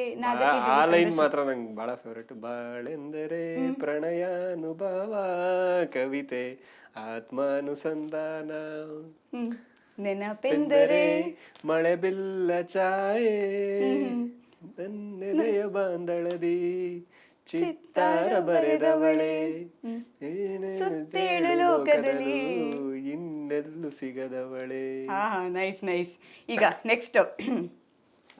ಯಾವನು ಬಿಟ್ಟು ಹೋದ ಹಳೆ ಚಪ್ಲಿ ಬಾಳು, ಹಾಕೊಂಡು ಹೋಗು ಮಗನೇ ನಿಲ್ಲಬೇಡ ನೀನೆಲ್ಲೋ, ಭಗವಂತ ರೋಡಲ್ ಸಿಕ್ಕ್ರೆ ನಾವೇನ್ ಮಾಡೋಣ, ಅವನಿಗೂ ಬಣ್ಣ ಹಚ್ಚಿ ಡ್ರಾ ಮಾಡೋಣ. ಗೊಂಬೆ ಆಡ್ಸೋದು ಯೋಗರಾಜ್ ಭಟ್ ಅವರು. ಅಲ್ಲಿ ಡ್ರಾಮಾ ಬಂತಲ್ಲ, ಅದಕ್ಕೆ ಗೆಸ್ ಮಾಡಿದ್ರು ನೀವು? ಏನಿಲ್ಲ, ಇದನ್ನ ಅರ್ಧ ನಿದ್ದೆಲ್ಲ ಕೇಳಿದ್ರು ಕೇಳಿದ್ರು. ಇಂಥ ಲೈನ್ಗಳು ಬಂದ್ರೆ ಇದು ಭಟ್ರು ಬರ್ದಿರೋದು ಅಂತ ಈಸಿಯಾಗಿ ಗೊತ್ತಾಗ್ಬಿಡುತ್ತೆ. ಹಂಗೇನಿಲ್ಲ, ಭಟ್ರುವೇ ಅವ್ರು ಬರ್ದಿರೋದು ಗೊತ್ತಾಗದೇ ಇರೋ ತರದ್ ಎಷ್ಟೊಂದು ಹಾಡುಗಳು ಬರ್ದಿದ್ದಾರೆ ಖಂಡಿತ. ತಾಳೆ ಹಿಡಿದು ನೋಡದೆ ಮಾಡಬಹುದೇ ಹೋಲಿಕೆ, ದೂರದಲ್ಲಿರೋ ತಾರೆಯ ನೀರಲಿರುವ ಬಿಂಬಕ್ಕೆ, ಬೆಳ್ಳಿ ಪರದೆಯ ಸುಳ್ಳು ಬೆಳಕು ಜಗದ ಕತ್ತಲ ಬೆಳಗದೆ, 3 ತಾಸಿನ ಕನಸಿನ ಆಚೆಗೆ ಬದುಕು ಬೇರೆ ಇದೆ. ಹಾಡಿ. ಇದೆಲ್ಲ ಸಿಕ್ತು ನಿಮ್ಗೆ? ನಮ್ಗೆ ಹೆಂಗೋ ಸಿಗುತ್ತೆ. ಮಾಯೆ ಅಲ್ವಾ ಇದು? ಮಾಯೆ. ಮಾಯೆ ಬರ್ದಿರುವವರು ತ್ರಿಲೋಕ್ ತ್ರಿವಿಕ್ರಮ್. ಸೊ ನಾನೇ ಹೇಳ್ಬಿಟ್ಟೆ, ಈಗ ಅವರೇ ಹಾಡನ್ನ ಹಾಡ್ಲಿ. ಇದು BTS ಸಿನಿಮಾಗೆ ಬರ್ದಿದ್ದು. ಮಾಯೆಗಳ ತೆರೆ ಎಳೆದು ತೋರಿಸುವ ದಾರಿಯೇ, ನೋಡಿದರೆ ತೆರೆ ಮರೆಯ ಯಾನವದು ಬೇರೆಯೇ, ಪಾತ್ರಕ್ಕೇನೆ ಪಾಠ ಕಲಿಸಿಕೊಡೋ ಕಥೆಯು ತಾನೇ ಜೀವನ. ಇದು ಈ ಹಾಡು ಏನಕ್ಕೆ ನಂಗೆ ಪರ್ಸನಲ್ ಆಗಿ ಸ್ವಲ್ಪ ಇಷ್ಟ ಅಂತಂದ್ರೆ, ಇಷ್ಟನಾ ಈ ಸಾಂಗ್? ಅಂದ್ರೆ ಸಿನಿಮಾದವ್ರ ಲೈಫ್ ಬಗ್ಗೆನೇ ಬರ್ದಿರೋದು. BTS ಏನು ಆಂಥಾಲಜಿ ಬಂತು ಅದರಲ್ಲಿ ಸಿನಿಮಾದವ್ರದ್ದು ಬೇರೆ ಬೇರೆ ಲೈಫ್ನೇ ತೋರಿಸಿದಾರೆ ಅದರಲ್ಲಿ. ಸೊ ಅದಕ್ಕೊಂದು ಕಲೆಕ್ಟಿವ್ ಆಗಿ ಒಂದು ಸಾಂಗ್ ಬೇಕು ಅಂತ ಹೇಳ್ಬಿಟ್ಟು ನವನೀತ್ ಶ್ಯಾಮ್ ಅಂತ ಹೇಳ್ಬಿಟ್ಟು ಡೇರ್ಡೆವಿಲ್ ಮುಸ್ತಫಾ ಮ್ಯೂಸಿಕ್ ಡೈರೆಕ್ಟರ್ ಅವರು ಮ್ಯೂಸಿಕ್ ಮಾಡಿದ್ದದು. ತುಂಬಾ ತುಂಬಾ ಕನೆಕ್ಟ್ ಆಯ್ತು ನನಗೆ ಬರಿಬೇಕಾದ್ರೆ. ಅಂದ್ರೆ ಹೊರಗಡೆ ಏನೋ ಒಂದು ಕಾಣಿಸ್ತಾ ಇರುತ್ತೆ, ಒಳಗಡೆ ಒಂದು ನಮ್ದು ಲೈಫ್, ಸಿನಿಮಾದವ್ರದ್ದು ಲೈಫೇ ಬೇರೆ ನಡೀತಾ ಇರುತ್ತೆ. ನೋಡಿದರೆ ತೆರೆಮರೆಯ ಯಾನವದು ಬೇರೆನೇ ಇರುತ್ತೆ ಅನ್ನೋ ಥರದ್ದು ಅಂತ. ಸೊ ಹಂಗಾಗಿ ಇದೊಂಥರ ಪರ್ಸನಲ್ ಆಗಿ ನಾನು ಒಂದೊಂದ್ಸರಿ ಕೇಳ್ತಾ ಇರ್ತೀನಿ. ಥ್ಯಾಂಕ್ ಯು ಅದನ್ನ ಹುಡುಕಿ ಕೇಳಿದ್ದಕ್ಕೆ ನಿಮ್ಗೂ. ಈಗ ನೆಕ್ಸ್ಟ್, ದರ್ಪಕ್ಕೆ ಧೈರ್ಯ ಆಯುಧ, ದ್ವೇಷಕ್ಕೆ ಧರ್ಮ ಔಷಧ. ನೀವು ಇಷ್ಟು 1000 ಜನ ಲಿರಿಸಿಸ್ಟ್ಗಳಿದ್ದಾರೆ, ಇದು ಒಬ್ಬೊಬ್ರದ್ದೇ ಎರಡೆರಡು ಕೇಳೋದಿದೆಯಲ್ಲ ಇದು. ಅದು ನನ್ನೇ ಕರ್ಸಿ. ಯಾಕಂದ್ರೆ ನಂಗೆ ಈ ಲೈನ್ ತುಂಬಾ ಇಷ್ಟ ಆಯ್ತು. ಈ ಎರಡೇ ಲೈನ್ ಇಷ್ಟ ಆಗಿರೋದು ನನಗೆ ಈಗ ಈ ಹಾಡಲ್ಲಿ ಅಂತ ಇವಾಗ ನೀವು ಅನ್ಕೊಂಡಿದ್ದೀರಾ. ಬಟ್ ಓಕೆ ಓಕೆ, ಅವ್ರು ಅನ್ಕೋತಿರ್ಬೋದು ಎರಡೇ ಲೈನು ಬೇರೆ ಲೈನು ಅಂದ್ರೆ ಬೇರೆ ಲೈನು. ಈಗ ಅದೇ ಹೇಳಿದ್ರಲ್ಲ, ನಮ್ಮ ಸಿಚುವೇಶನ್ಗೆ ಕನೆಕ್ಟ್ ಆಗುವಂತ ಹಾಡುಗಳು. ಈ ಲೈನ್ ನಂಗೆ ತುಂಬಾ ಯುನಿಕ್ ಅಂದ್ರೆ ಇಷ್ಟ ಅಂತ ಅನಿಸ್ತು, ಅದಕ್ಕೆ ನಾನು ಹಾಡಿದೆ. ಈಗ ಬರ್ದಿರುವವರು ತ್ರಿವಿಕ್ರಮ. ಇನ್ನೊಂದ್ಸಲ ಹೇಳ್ತೀನಿ, ದರ್ಪಕ್ಕೆ ಧೈರ್ಯ ಆಯುಧ ಸರಿ, ಈ ದ್ವೇಷಕ್ಕೆ ಧರ್ಮ ಔಷಧ ಹೆಂಗೆ? ಅಂದ್ರೆ ಇಲ್ಲೇನು ದ್ವೇಷಗಳು ನಮ್ ಸುತ್ತ ಏನ್ ಇದೆಯಲ್ವಾ, ನಮ್ಮ ಒಳಗಡೆ ಏನ್ ದ್ವೇಷ ಇದೆಯಲ್ಲ, ಅದಕ್ಕೊಂದು ಧರ್ಮ ಇಸ್ ನಾಟ್ ಒನ್ಸ್ ಅಗೇನ್ ನಾವು ಅದನ್ನ ಪ್ರತಿ ಸಲ ರೀಡಿಫೈನ್ ಮಾಡೋದು ಇವತ್ತಿನ ನಮ್ಮ ಒಂದು ಏನು ಕೆಟ್ಟ ಪರಿಸ್ಥಿತಿ ಬಂದ್ಬಿಟ್ಟಿದೆ. ಧರ್ಮ ಇಸ್ ನಾಟ್ ರಿಲಿಜಿಯನ್, ಅದ್ರ ಬಗ್ಗೆ ದ್ವೇಷಕ್ಕೆ ಧರ್ಮ ಔಷಧ. ಅಂದ್ರೆ ನೀನು ಧರ್ಮದ ದಾರಿನಲ್ಲಿ ನಡೆದ್ರೆ ನಿನ್ ದ್ವೇಷ ಆಟೋಮೆಟಿಕ್ ಆಗಿ ಕರಗೋಗುತ್ತೆ ಅನ್ನೋದು ಅದ್ರ ಮೀನಿಂಗ್. ನನಗೂ ಸುಮಾರು ಜನ ಕೇಳಿದ್ರು, ಧರ್ಮದಿಂದನೇ ದ್ವೇಷಗಳಾಗ್ತಾ ಇದೆ, ಹೆಂಗೆ ದ್ವೇಷಕ್ಕೆ ಧರ್ಮ ಔಷಧ ಆಗುತ್ತೆ ಅಂತ. ಅದೇ ನಾವು ಪ್ರತಿ ಸರಿನೂ ಧರ್ಮನ್ ಡಿಫೈನ್ ಮಾಡ್ತಾ ಇರ್ಬೇಕು. ನಾವು ಆ ಧರ್ಮ ಹೇಳ್ತಲ್ಲ, ಈ ಧರ್ಮ ಹೇಳ್ತಾ ಇದೀವಿ ಅಂತ ಹೇಳಿ. ಹೌದು, ಬಟ್ ಇಲ್ಲಿ ನೀವು ಕ್ಲಾರಿಟಿ ಕೊಟ್ರಲ್ಲ. ಈಗ ನನ್ಗೂ ಅದೇ ಕನ್ಫ್ಯೂಸ್ ಇತ್ತು. ನಾನು ಇದನ್ನ ಓದುವಾಗ ಸರಿ ಇದು ಆಯುಧ ಎಲ್ಲ ಕರೆಕ್ಟು, ಈ ದ್ವೇಷಕ್ಕೆ ಧರ್ಮ ಹೆಂಗ್ ಔಷಧ ಆಗುತ್ತೆ ಅಂತ ನಾನು ಅನ್ಕೊಳ್ತಿದ್ದೆ. ಸೊ ಇವಾಗ ಗೊತ್ತಾಯ್ತು. ಅದು ಮತ್ತೆ 2ನೇ ಶತಮಾನದ್ದು, ಇವತ್ತಿನ ಕಾಲಘಟ್ಟಕ್ಕೆ ಅದನ್ನ ಅರ್ಥೈಸ್ಕೊಳ್ಳೋದಿದೆಯಲ್ಲ, ಅದು ಸ್ವಲ್ಪ ಅದೇ ಹಿಂಗೆ ಇದು ಬೇರೆ ಮಿಸ್ಕಮ್ಯುನಿಕೇಶನ್ ಆಗೋ ಸಾಧ್ಯತೆ ಇದೆ. ಹೌದು ಹೌದು ಹೌದು, ಟ್ರೂ. ಎಸ್, ಈಗ ಇನ್ನೊಂದು ಹಾಡಿದೆ, ದಯವಿಟ್ಟು ಬೇರೆಯವ್ರದ್ದು ಕೇಳಿ. ಖಂಡಿತ. ಈಗಿರೋದೇ ಬೇರೆಯವ್ರ ಹಾಡು, ಬಟ್ ಇದು ನಿಮ್ಗೂ ಕನೆಕ್ಟ್ ಇರುವಂತಹ ಹಾಡು. ನೀವು ಸತ್ಯದ ಹಾದಿಲಿದ್ದೀರಾ ಅಥವಾ ಧರ್ಮವನ್ನ ರಕ್ಷಿಸ್ತಾ ಇದ್ದೀರಾ? ಯಾರು ಏನು ಮಾಡುವರು ನನಗೇನು ಕೇಡು ಮಾಡುವರು. ಯಾಕೆ ಇದನ್ನ ರಿಂಗ್ ಟೋನ್ ಇಟ್ಟಿದ್ದೀರಾ? ನನ್ಗೆ ಇಷ್ಟ ಆ ಹಾಡುವೆ. ಅಂಡ್ ಅದನ್ನ ಬೇರೆಯವ್ರಿಗೂ ಒಂದಷ್ಟು ಹೇಳ್ಬೇಕದ್ರಲ್ಲ, ಸತ್ಯದ ಹಾದಿಯಲ್ಲಿ ಇರುವಾಗ, ಧರ್ಮ ರಕ್ಷಿಸುತ್ತಿರುವಾಗ ಯಾರು ಏನು ಮಾಡಕ್ಕಾಗಲ್ಲ ಅನ್ನೋದನ್ನ ಒಂದಷ್ಟು ಜನಕ್ಕೆ ಹೇಳ್ಬೇಕು. ಇನ್ನೊಂದು ಅದ್ರಲ್ಲಿ ಲಾಸ್ಟ್ ವರ್ಡ್ ಚೆನ್ನಾಗಿದೆ ನೋಡಿ, ಇಡೀ ನಾಡಿಗೆ ನಾಡೆ ನನ್ ಜೊತೆ ಇರುವಾಗ, ಹಿಂದಿರುವಾಗ ಕನ್ನಡವೇ ನನ್ನ ಉಸಿರಾಗಿರುವಾಗ. ಅದು ನನ್ಗೂ ಇರೋದು. ನನ್ಗೂ ಏನು ಅರ್ಥ, ಐ ಮೀನ್ ಸಾರಿ, ಏನು ಕನೆಕ್ಟ್ ಆಗುತ್ತೆ ಅಂತನಾ? ಅಂದ್ರೆ ನನಗೂ ಅಪ್ಲಿಕೇಬಲ್ ಅದು. ನಿಮ್ಗೂ ಅಪ್ಲಿಕೇಬಲ್. ಕನ್ನಡವೇ ನನ್ನ ನಾಡೆ ಹಿಂದಿರುವಾಗ ಅಂತ ಹೇಳ್ಕೊಳ್ಳೋ ಸ್ವಲ್ಪ ದೊಡ್ಡದಾಗುತ್ತೆ, ಬಟ್ ಕನ್ನಡ ನನ್ನ ಉಸಿರಾಗಿರುವಾಗ ಡೆಫಿನೆಟ್ಲಿ ತುಂಬಾ ಇಷ್ಟ ಆಗುವಂತ ಒಂದು ಸಾಲದು. ಎಸ್. ಅಂಡ್ ಅದನ್ನ ನಾನ್ ಕೇಳೋದಕ್ಕಿಂತ ಬೇರೆಯವ್ರಿಗೆಲ್ರಿಗೂ ಕೇಳಿಸ್ಬೇಕು ಅನ್ನೋ ಒಂದು ರಿಂಗ್ ಟೋನ್ ಇರೋದೇ ಆ ಪರ್ಪಸ್ಗಲ್ವಾ. ಅದನ್ನ ನಮಗ್ ಕೇಳಲ್ಲ, ಅದು ಬೇರೆಯವ್ರು ಕೇಳ್ತಾರೆ. ನಾನು ಅದೇ ಕಾಲ್ ಮಾಡುವಾಗ ಯಾರು ಏನು, ನಾನು ಏನ್ ಮಾಡ್ತಿದ್ದಾರೆ ಆಮೇಲೆ ನಾನು ಈ ಹಾಡನ್ನ ಮುಂಚೆನೆ ಕೇಳಿದ್ದೆ, ಬಟ್ ಇವಾಗ ಕೇಳೋ ಪರ್ಸ್ಪೆಕ್ಟಿವೇ ಬೇರೆ ಆಗೋಗಿದೆ. ಸಡನ್ ಯಾರು ಏನು ಫೋನ್ ಎತ್ತಕ್ ಮುಂಚೆನೆ ಆನ್ಸರ್ ಮುಂಚೆ. ಇಲ್ಲ, ಪರೋಪಕಾರಿ ಫಿಲ್ಮ್ದದು. ಅಣ್ಣವ್ರು ಅದರಲ್ಲಿ ಒಳ್ಳೆ ಕೌಬಾಯ್ ಇದ್ರಲ್ಲಿ ಕುದುರೆ ಮೇಲೆ ಹೋಗೋದು, ಅವೆಲ್ಲ ವಿಜುವಲ್ಸ್. ಅಂಡ್ ಆ ಸಾಂಗು ಅಷ್ಟೇ ಸೂಪರ್ ಆಗಿದೆ ಆಕ್ಚುಲಿ. ಅನ್ನವ ತಿನ್ನದೆ ಚಿನ್ನ ತಿನ್ನುವೇನು, ಹೊನ್ನಿಗೆ ಮಣ್ಣ ತಿನ್ನುವೇನು, ಹೊನ್ನಿಗೆ ನಿನ್ನೆ ಮಾರಿಕೊಳ್ಳುವೇನು. ಲೈಕ್ ಒಳ್ಳೆ, ಅಂದ್ರೆ ನಿಮ್ಗೆ ಅದು ಸಿಚುವೇಶನ್ ಏನಾರು ಇರ್ಬೋದು, ಬಟ್ ಅವಾಗೆಲ್ಲ ಅದು ಫಿಲಾಸಫಿಗಳನ್ನೆಲ್ಲ, ಲೈಫ್ ಫಿಲಾಸಫಿಗಳನ್ನೆಲ್ಲ ಏನ್ ಸೂಪರ್ ಆಗಿ ಹೇಳ್ತಾ ಇದ್ರು ಅನ್ನೋಕೆ ಅವತ್ತಿನ ಲಿರಿಕ್ಸ್ ಅಲ್ಲಿ. ಅದು ಅಷ್ಟೇನೆ, ಬಾನಿಗೊಂದು ಎಲೆಯಲ್ಲಿದೆ, ಅದರಲ್ಲೂ ಅಷ್ಟೇ ಎಂತೆಂತ ಲೈನ್ಸ್ ಬರುತ್ತೆ. ಸಿಚುವೇಶನ್ ಅದಕ್ಕೂ ಸಂಬಂಧ ಇಲ್ಲ, ಬಟ್ ಏನು ಅಂದ್ರೆ ಅದನ್ನೊಂದು ನನ್ನ ಫಿಲಾಸಫಿ ಇದೆ, ಅದನ್ನ ನಿಂಗೆ ಹೇಳ್ತಾ ಅಂದ್ರೆ ನಾವು ಈ ಟೈಮಲ್ಲಿ ಕೇಳಿದಾಗ್ಲೂ ನಮಗೆ ಅದು ಕನೆಕ್ಟ್ ಆಗುತ್ತೆ. ಈಗ ಅದ್ರಲ್ಲಿ ಒಂದು ಲೈನ್ ಇದೆ ನೋಡಿ, ಹುಟ್ಟು ಸಾವು ಬಾಳಿನಲ್ಲಿ ಎರಡು ಕೊನೆಗಳು, ಬದುಕಿದಿರುವಾಗ ಕಾಣದೇ ಇರುವಂತ ಎರಡು ಮುಖಗಳು, ನಿರಾಸೆ ಇದ್ದಕ್ಕೆ ದುರಾಸೆ ಇದ್ದಕ್ಕೆ. ಅದೇ ಹರ್ಷ ಒಂದೇ ಯಾರಿಗುಂಟು ಹೇಳು ಜಗದಲ್ಲಿ. ಇಲ್ಲ, ನಿಜವಾಗ್ಲು ಯಾರಿಗೂ ಇಲ್ಲ. ನಾವು ಏನೇ ಹೇಳ್ತಾರೆ, ಖುಷಿನ ಜಾಸ್ತಿ ಮರ್ತು ಬಿಡ್ತೀವಿ, ದುಃಖನ ಜಾಸ್ತಿ ಸಂಭ್ರಮಿಸ್ತೀವಿ ಅನ್ನೋದು ಅದು ಆ ಹಾಡುಗಳಲ್ಲೇ ಬರ್ದು ಬಿಟ್ಟಿದ್ದಾರೆ ನೋಡಿ. ಆಮೇಲೆ ಎಲ್ರಿಗೂ ಅದೊಂದು ಚೆಕ್ ಮಾರ್ಕ್, ಏಕೆ ಕನಸು ಕಾಣುವೆ ನಿಧಾನಿಸು ನಿಧಾನಿಸು. ಎಸ್, ಅದು ಹೀರೋಯಿನ್ಗೆ ಹೇಳ್ತಾ ಇರೋದು ಇರ್ಬೋದಲ್ಲಿ, ಬಟ್ ಏನು ಅಂತಂದ್ರೆ ಎಲ್ರಿಗೂ ಅದೊಂದು ಹೇಳ್ದಂಗೆ ಅದು. ಹೌದು, ಎಲ್ರಿಗೂ ಅದನ್ನ ಕನೆಕ್ಟ್ ಮಾಡ್ದಂಗೆ ಸ್ವಲ್ಪ ನಿಧಾನ, ಸ್ವಲ್ಪ ಓವರ್ ಕನಸುಗಳನ್ನೆಲ್ಲ ಕಾಣ್ಬೇಡ ಅನ್ನೋದಂತ ನಿಜ. ಯಾಕಂದ್ರೆ ಓವರ್ ಕಾನ್ಫಿಡೆಂಟ್ ಬೇಕು, ಆದ್ರೆ ಅದು ಓವರ್ ಆಗ್ಬಿಟ್ರೇನೆ ಕಷ್ಟ ಆಗೋದು ಅಂತ ನಿಜ. ಆ ಹಾಡುಗಳಲ್ಲಿ ಎಷ್ಟು ಅರ್ಥ ಇದೆ, ನಿಮ್ ಹಾಡುಗಳಲ್ಲೂ ಅಷ್ಟೇ ಚೆನ್ನಾಗಿರುವಂತಹ ಅರ್ಥಗಳಿದೆ. ಬಟ್ ನಮ್ದೊಂದು ರಿಕ್ವೆಸ್ಟ್ ಇದೆ, ಹೊಸ ವರ್ಷ ಬರ್ತಾ ಇದೆ, ತುಂಬಾ ಜನ ಹೊಸ ವರ್ಷವನ್ನ ಹೊಸದಾಗಿ ನೋಡ್ಬೇಕು ಅಂತ ಆಸೆ ಪಡ್ತಾ ಇದ್ದಾರೆ. ಅದಕ್ಕೋಸ್ಕರ ನಿಮ್ಮ ಹ್ಯಾಂಡ್ ರೈಟಿಂಗ್ ಅಂತ ನೋಡ್ಬೇಕು ಅಂತ ನಮ್ಗೆ ಆಸೆ ಇದೆ, ಹೇಗಿದೆ ಅಂತ. ಜೊತೆಗೆ ಹೊಸ ವರ್ಷಕ್ಕೋಸ್ಕರ ಒಂದು 4 ಲೈನ್ಗಳನ್ನ ಬರಿಬೇಕು ಅಂತ, ಏನಾದ್ರೂ ಪರವಾಗಿಲ್ಲ ಪ್ಲೀಸ್ ನಮಗೋಸ್ಕರ. ಈಗ ನಿಮ್ಮ ಹ್ಯಾಂಡ್ ರೈಟಿಂಗ್ ನೋಡಿ, ತ್ರಿವಿಕ್ರಮ್ ಅವರ ಹ್ಯಾಂಡ್ ರೈಟಿಂಗ್ ಕೂಡ ನಾವು ನೋಡ್ತೀವಿ. ಜೊತೆಗೆ ಹೊಸ ವರ್ಷಕ್ಕೆ ಅವರು ಹೊಸದಾಗಿರುವಂತಹ ಒಂದು 4 ಪದಗಳನ್ನ ಕೂಡ ಬರೀತಾರೆ. ನಾನೇ ಹೇಳ್ಬಿಟ್ಟೆ, ಅವ್ರು ಬರೀತಾರೋ ಇಲ್ವಾ ಗೊತ್ತಿಲ್ಲ. Please request, it's a humble request. ಇದು ನೀವು ಇಲ್ಲೇ ಬರೋದು ಇಲ್ಲೇ ತೋರಿಸ್ತೀರಾ ಇವಾಗ? ಹೌದು, ಏನ್ ಇಲ್ಲ ಟೈಮ್ ತಗೊಳ್ಳಿ, ನೀವೇನ್ ಪರವಾಗಿಲ್ಲ. ಎಸ್, ಏನ್ ಬರ್ದಿದ್ದೀರಾ? ಸುಮ್ಮನೆ ಏನೋ ಒಂದು ಜಸ್ಟ್ ಗೊತ್ತಿಲ್ಲ ಹೇಗಿದೆ ಅಂತ. ಪರವಾಗಿಲ್ಲ, ನಮ್ಗೆ ಹೆಂಗೂ ಆಗುತ್ತೆ.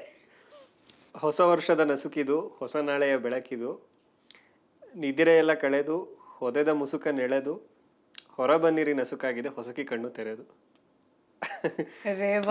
Very nice. ಇದು ಹೊಸ ವರ್ಷನ ಎಂಜಾಯ್ ಮಾಡೋರ್ಗು ಆಗುತ್ತೆ, ಹೊರಬನ್ನಿರಿ ನಸುಕಾಗಿದೆ ಅಂತ ಮಧ್ಯಾಹ್ನ ಎದ್ದೇಳ್ತಾರಲ್ಲ 1ನೇ ತಾರೀಕು, ಅವ್ರಿಗೂ ಆಗುತ್ತೆ. ಅವ್ರವ್ರು ಬೇಕಾದಂಗೆ ಅರ್ಥೈಸ್ಕೋಬಹುದು.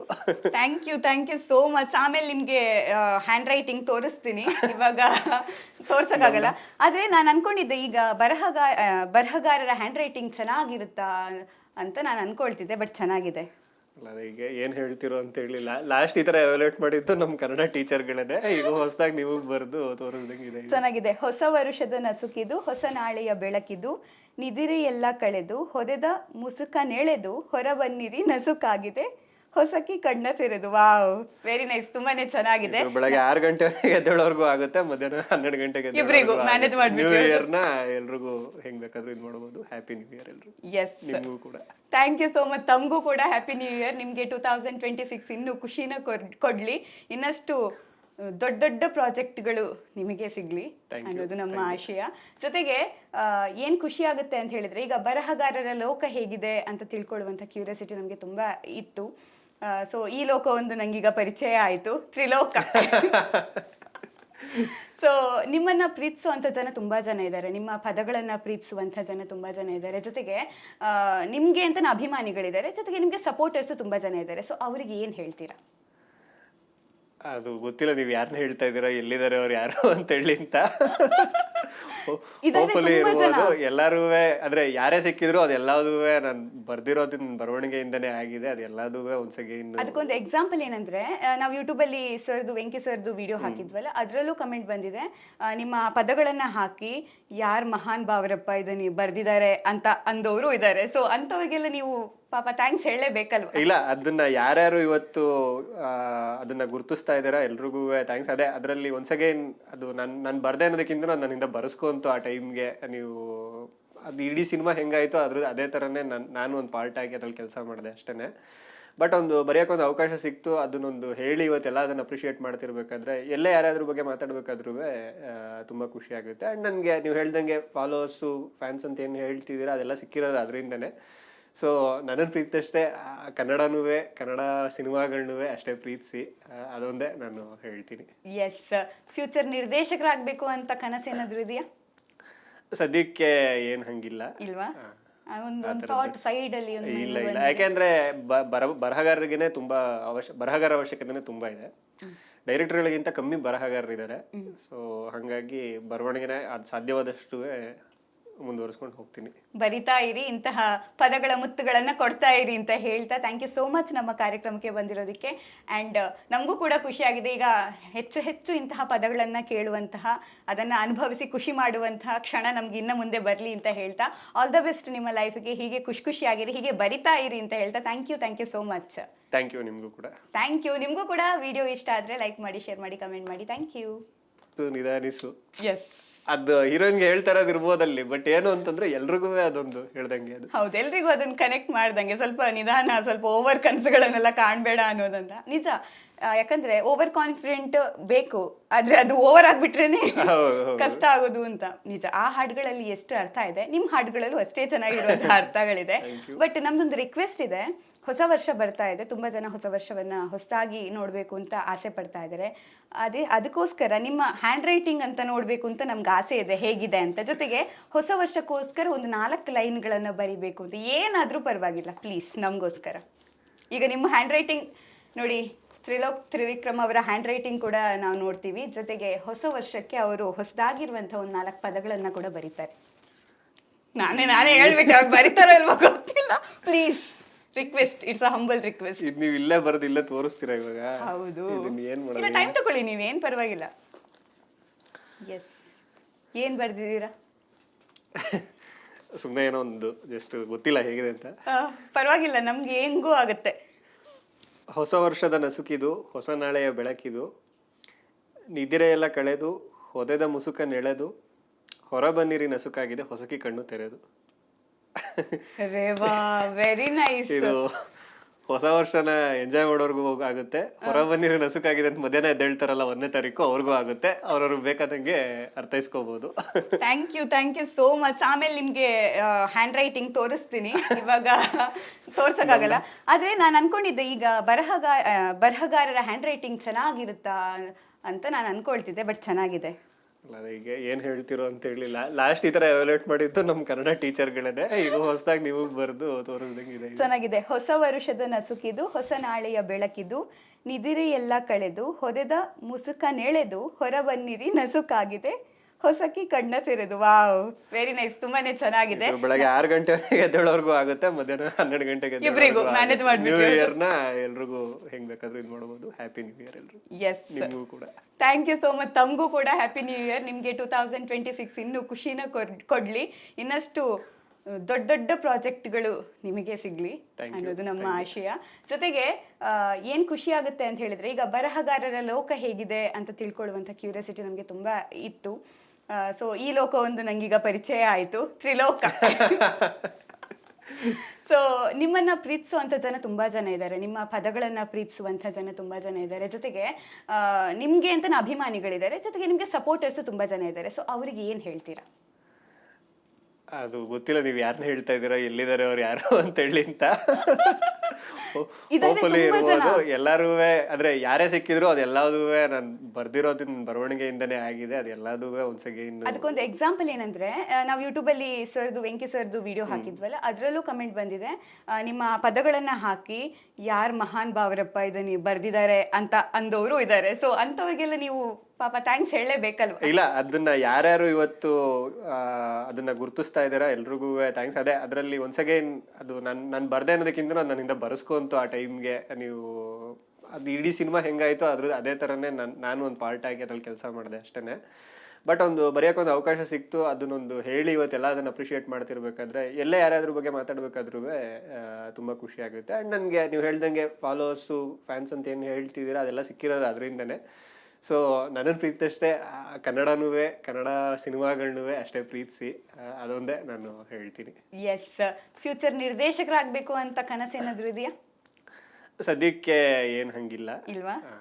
ಒಂದು ಥಾಟ್ ಸೈಡ್ ಅಲ್ಲಿ ಇಲ್ಲ, ಯಾಕೆಂದ್ರೆ ಬರಹಗಾರರಿಗೆನೆ ತುಂಬಾ ಬರಹಗಾರ ಅವಶ್ಯಕತೆನೆ ತುಂಬಾ ಇದೆ. ಡೈರೆಕ್ಟರ್ಗಳಿಗಿಂತ ಕಮ್ಮಿ ಬರಹಗಾರರಿದ್ದಾರೆ. ಸೊ ಹಂಗಾಗಿ ಬರವಣಿಗೆನೆ ಅದು ಸಾಧ್ಯವಾದಷ್ಟು ಮುಂದುವರಿಸ್ಕೊಂಡು ಹೋಗ್ತೀನಿ. ಬರಿತಾ ಇರಿ, ಇಂತಹ ಪದಗಳ ಮುತ್ತುಗಳನ್ನ ಕೊಡ್ತಾ ಇರಿ ಅಂತ ಹೇಳ್ತಾ, ಥ್ಯಾಂಕ್ ಯು ಸೋ ಮಚ್ ನಮ್ಮ ಕಾರ್ಯಕ್ರಮಕ್ಕೆ ಬಂದಿರೋದಕ್ಕೆ. ಅಂಡ್ ನಮಗೂ ಕೂಡ ಖುಷಿಯಾಗಿದೆ, ಈಗ ಹೆಚ್ಚು ಹೆಚ್ಚು ಇಂತಹ ಪದಗಳನ್ನ ಕೇಳುವಂತಹ, ಅದನ್ನ ಅನುಭವಿಸಿ ಖುಷಿ ಮಾಡುವಂತಹ ಕ್ಷಣ ನಮ್ಗೆ ಇನ್ನ ಮುಂದೆ ಬರಲಿ ಅಂತ ಹೇಳ್ತಾ, ಆಲ್ ದ ಬೆಸ್ಟ್ ನಿಮ್ಮ ಲೈಫ್ಗೆ. ಹೀಗೆ ಖುಷಿಯಾಗಿರಿ, ಹೀಗೆ ಬರಿತಾ ಇರಿ ಅಂತ ಹೇಳ್ತಾ, thank you so much. Thank you. ನಿಮಗೂ ಕೂಡ ಥ್ಯಾಂಕ್ ಯು. ನಿಮಗೂ ಕೂಡ ವಿಡಿಯೋ ಇಷ್ಟ ಆದ್ರೆ ಲೈಕ್ ಮಾಡಿ, ಶೇರ್ ಮಾಡಿ, ಕಮೆಂಟ್ ಮಾಡಿ. Thank you.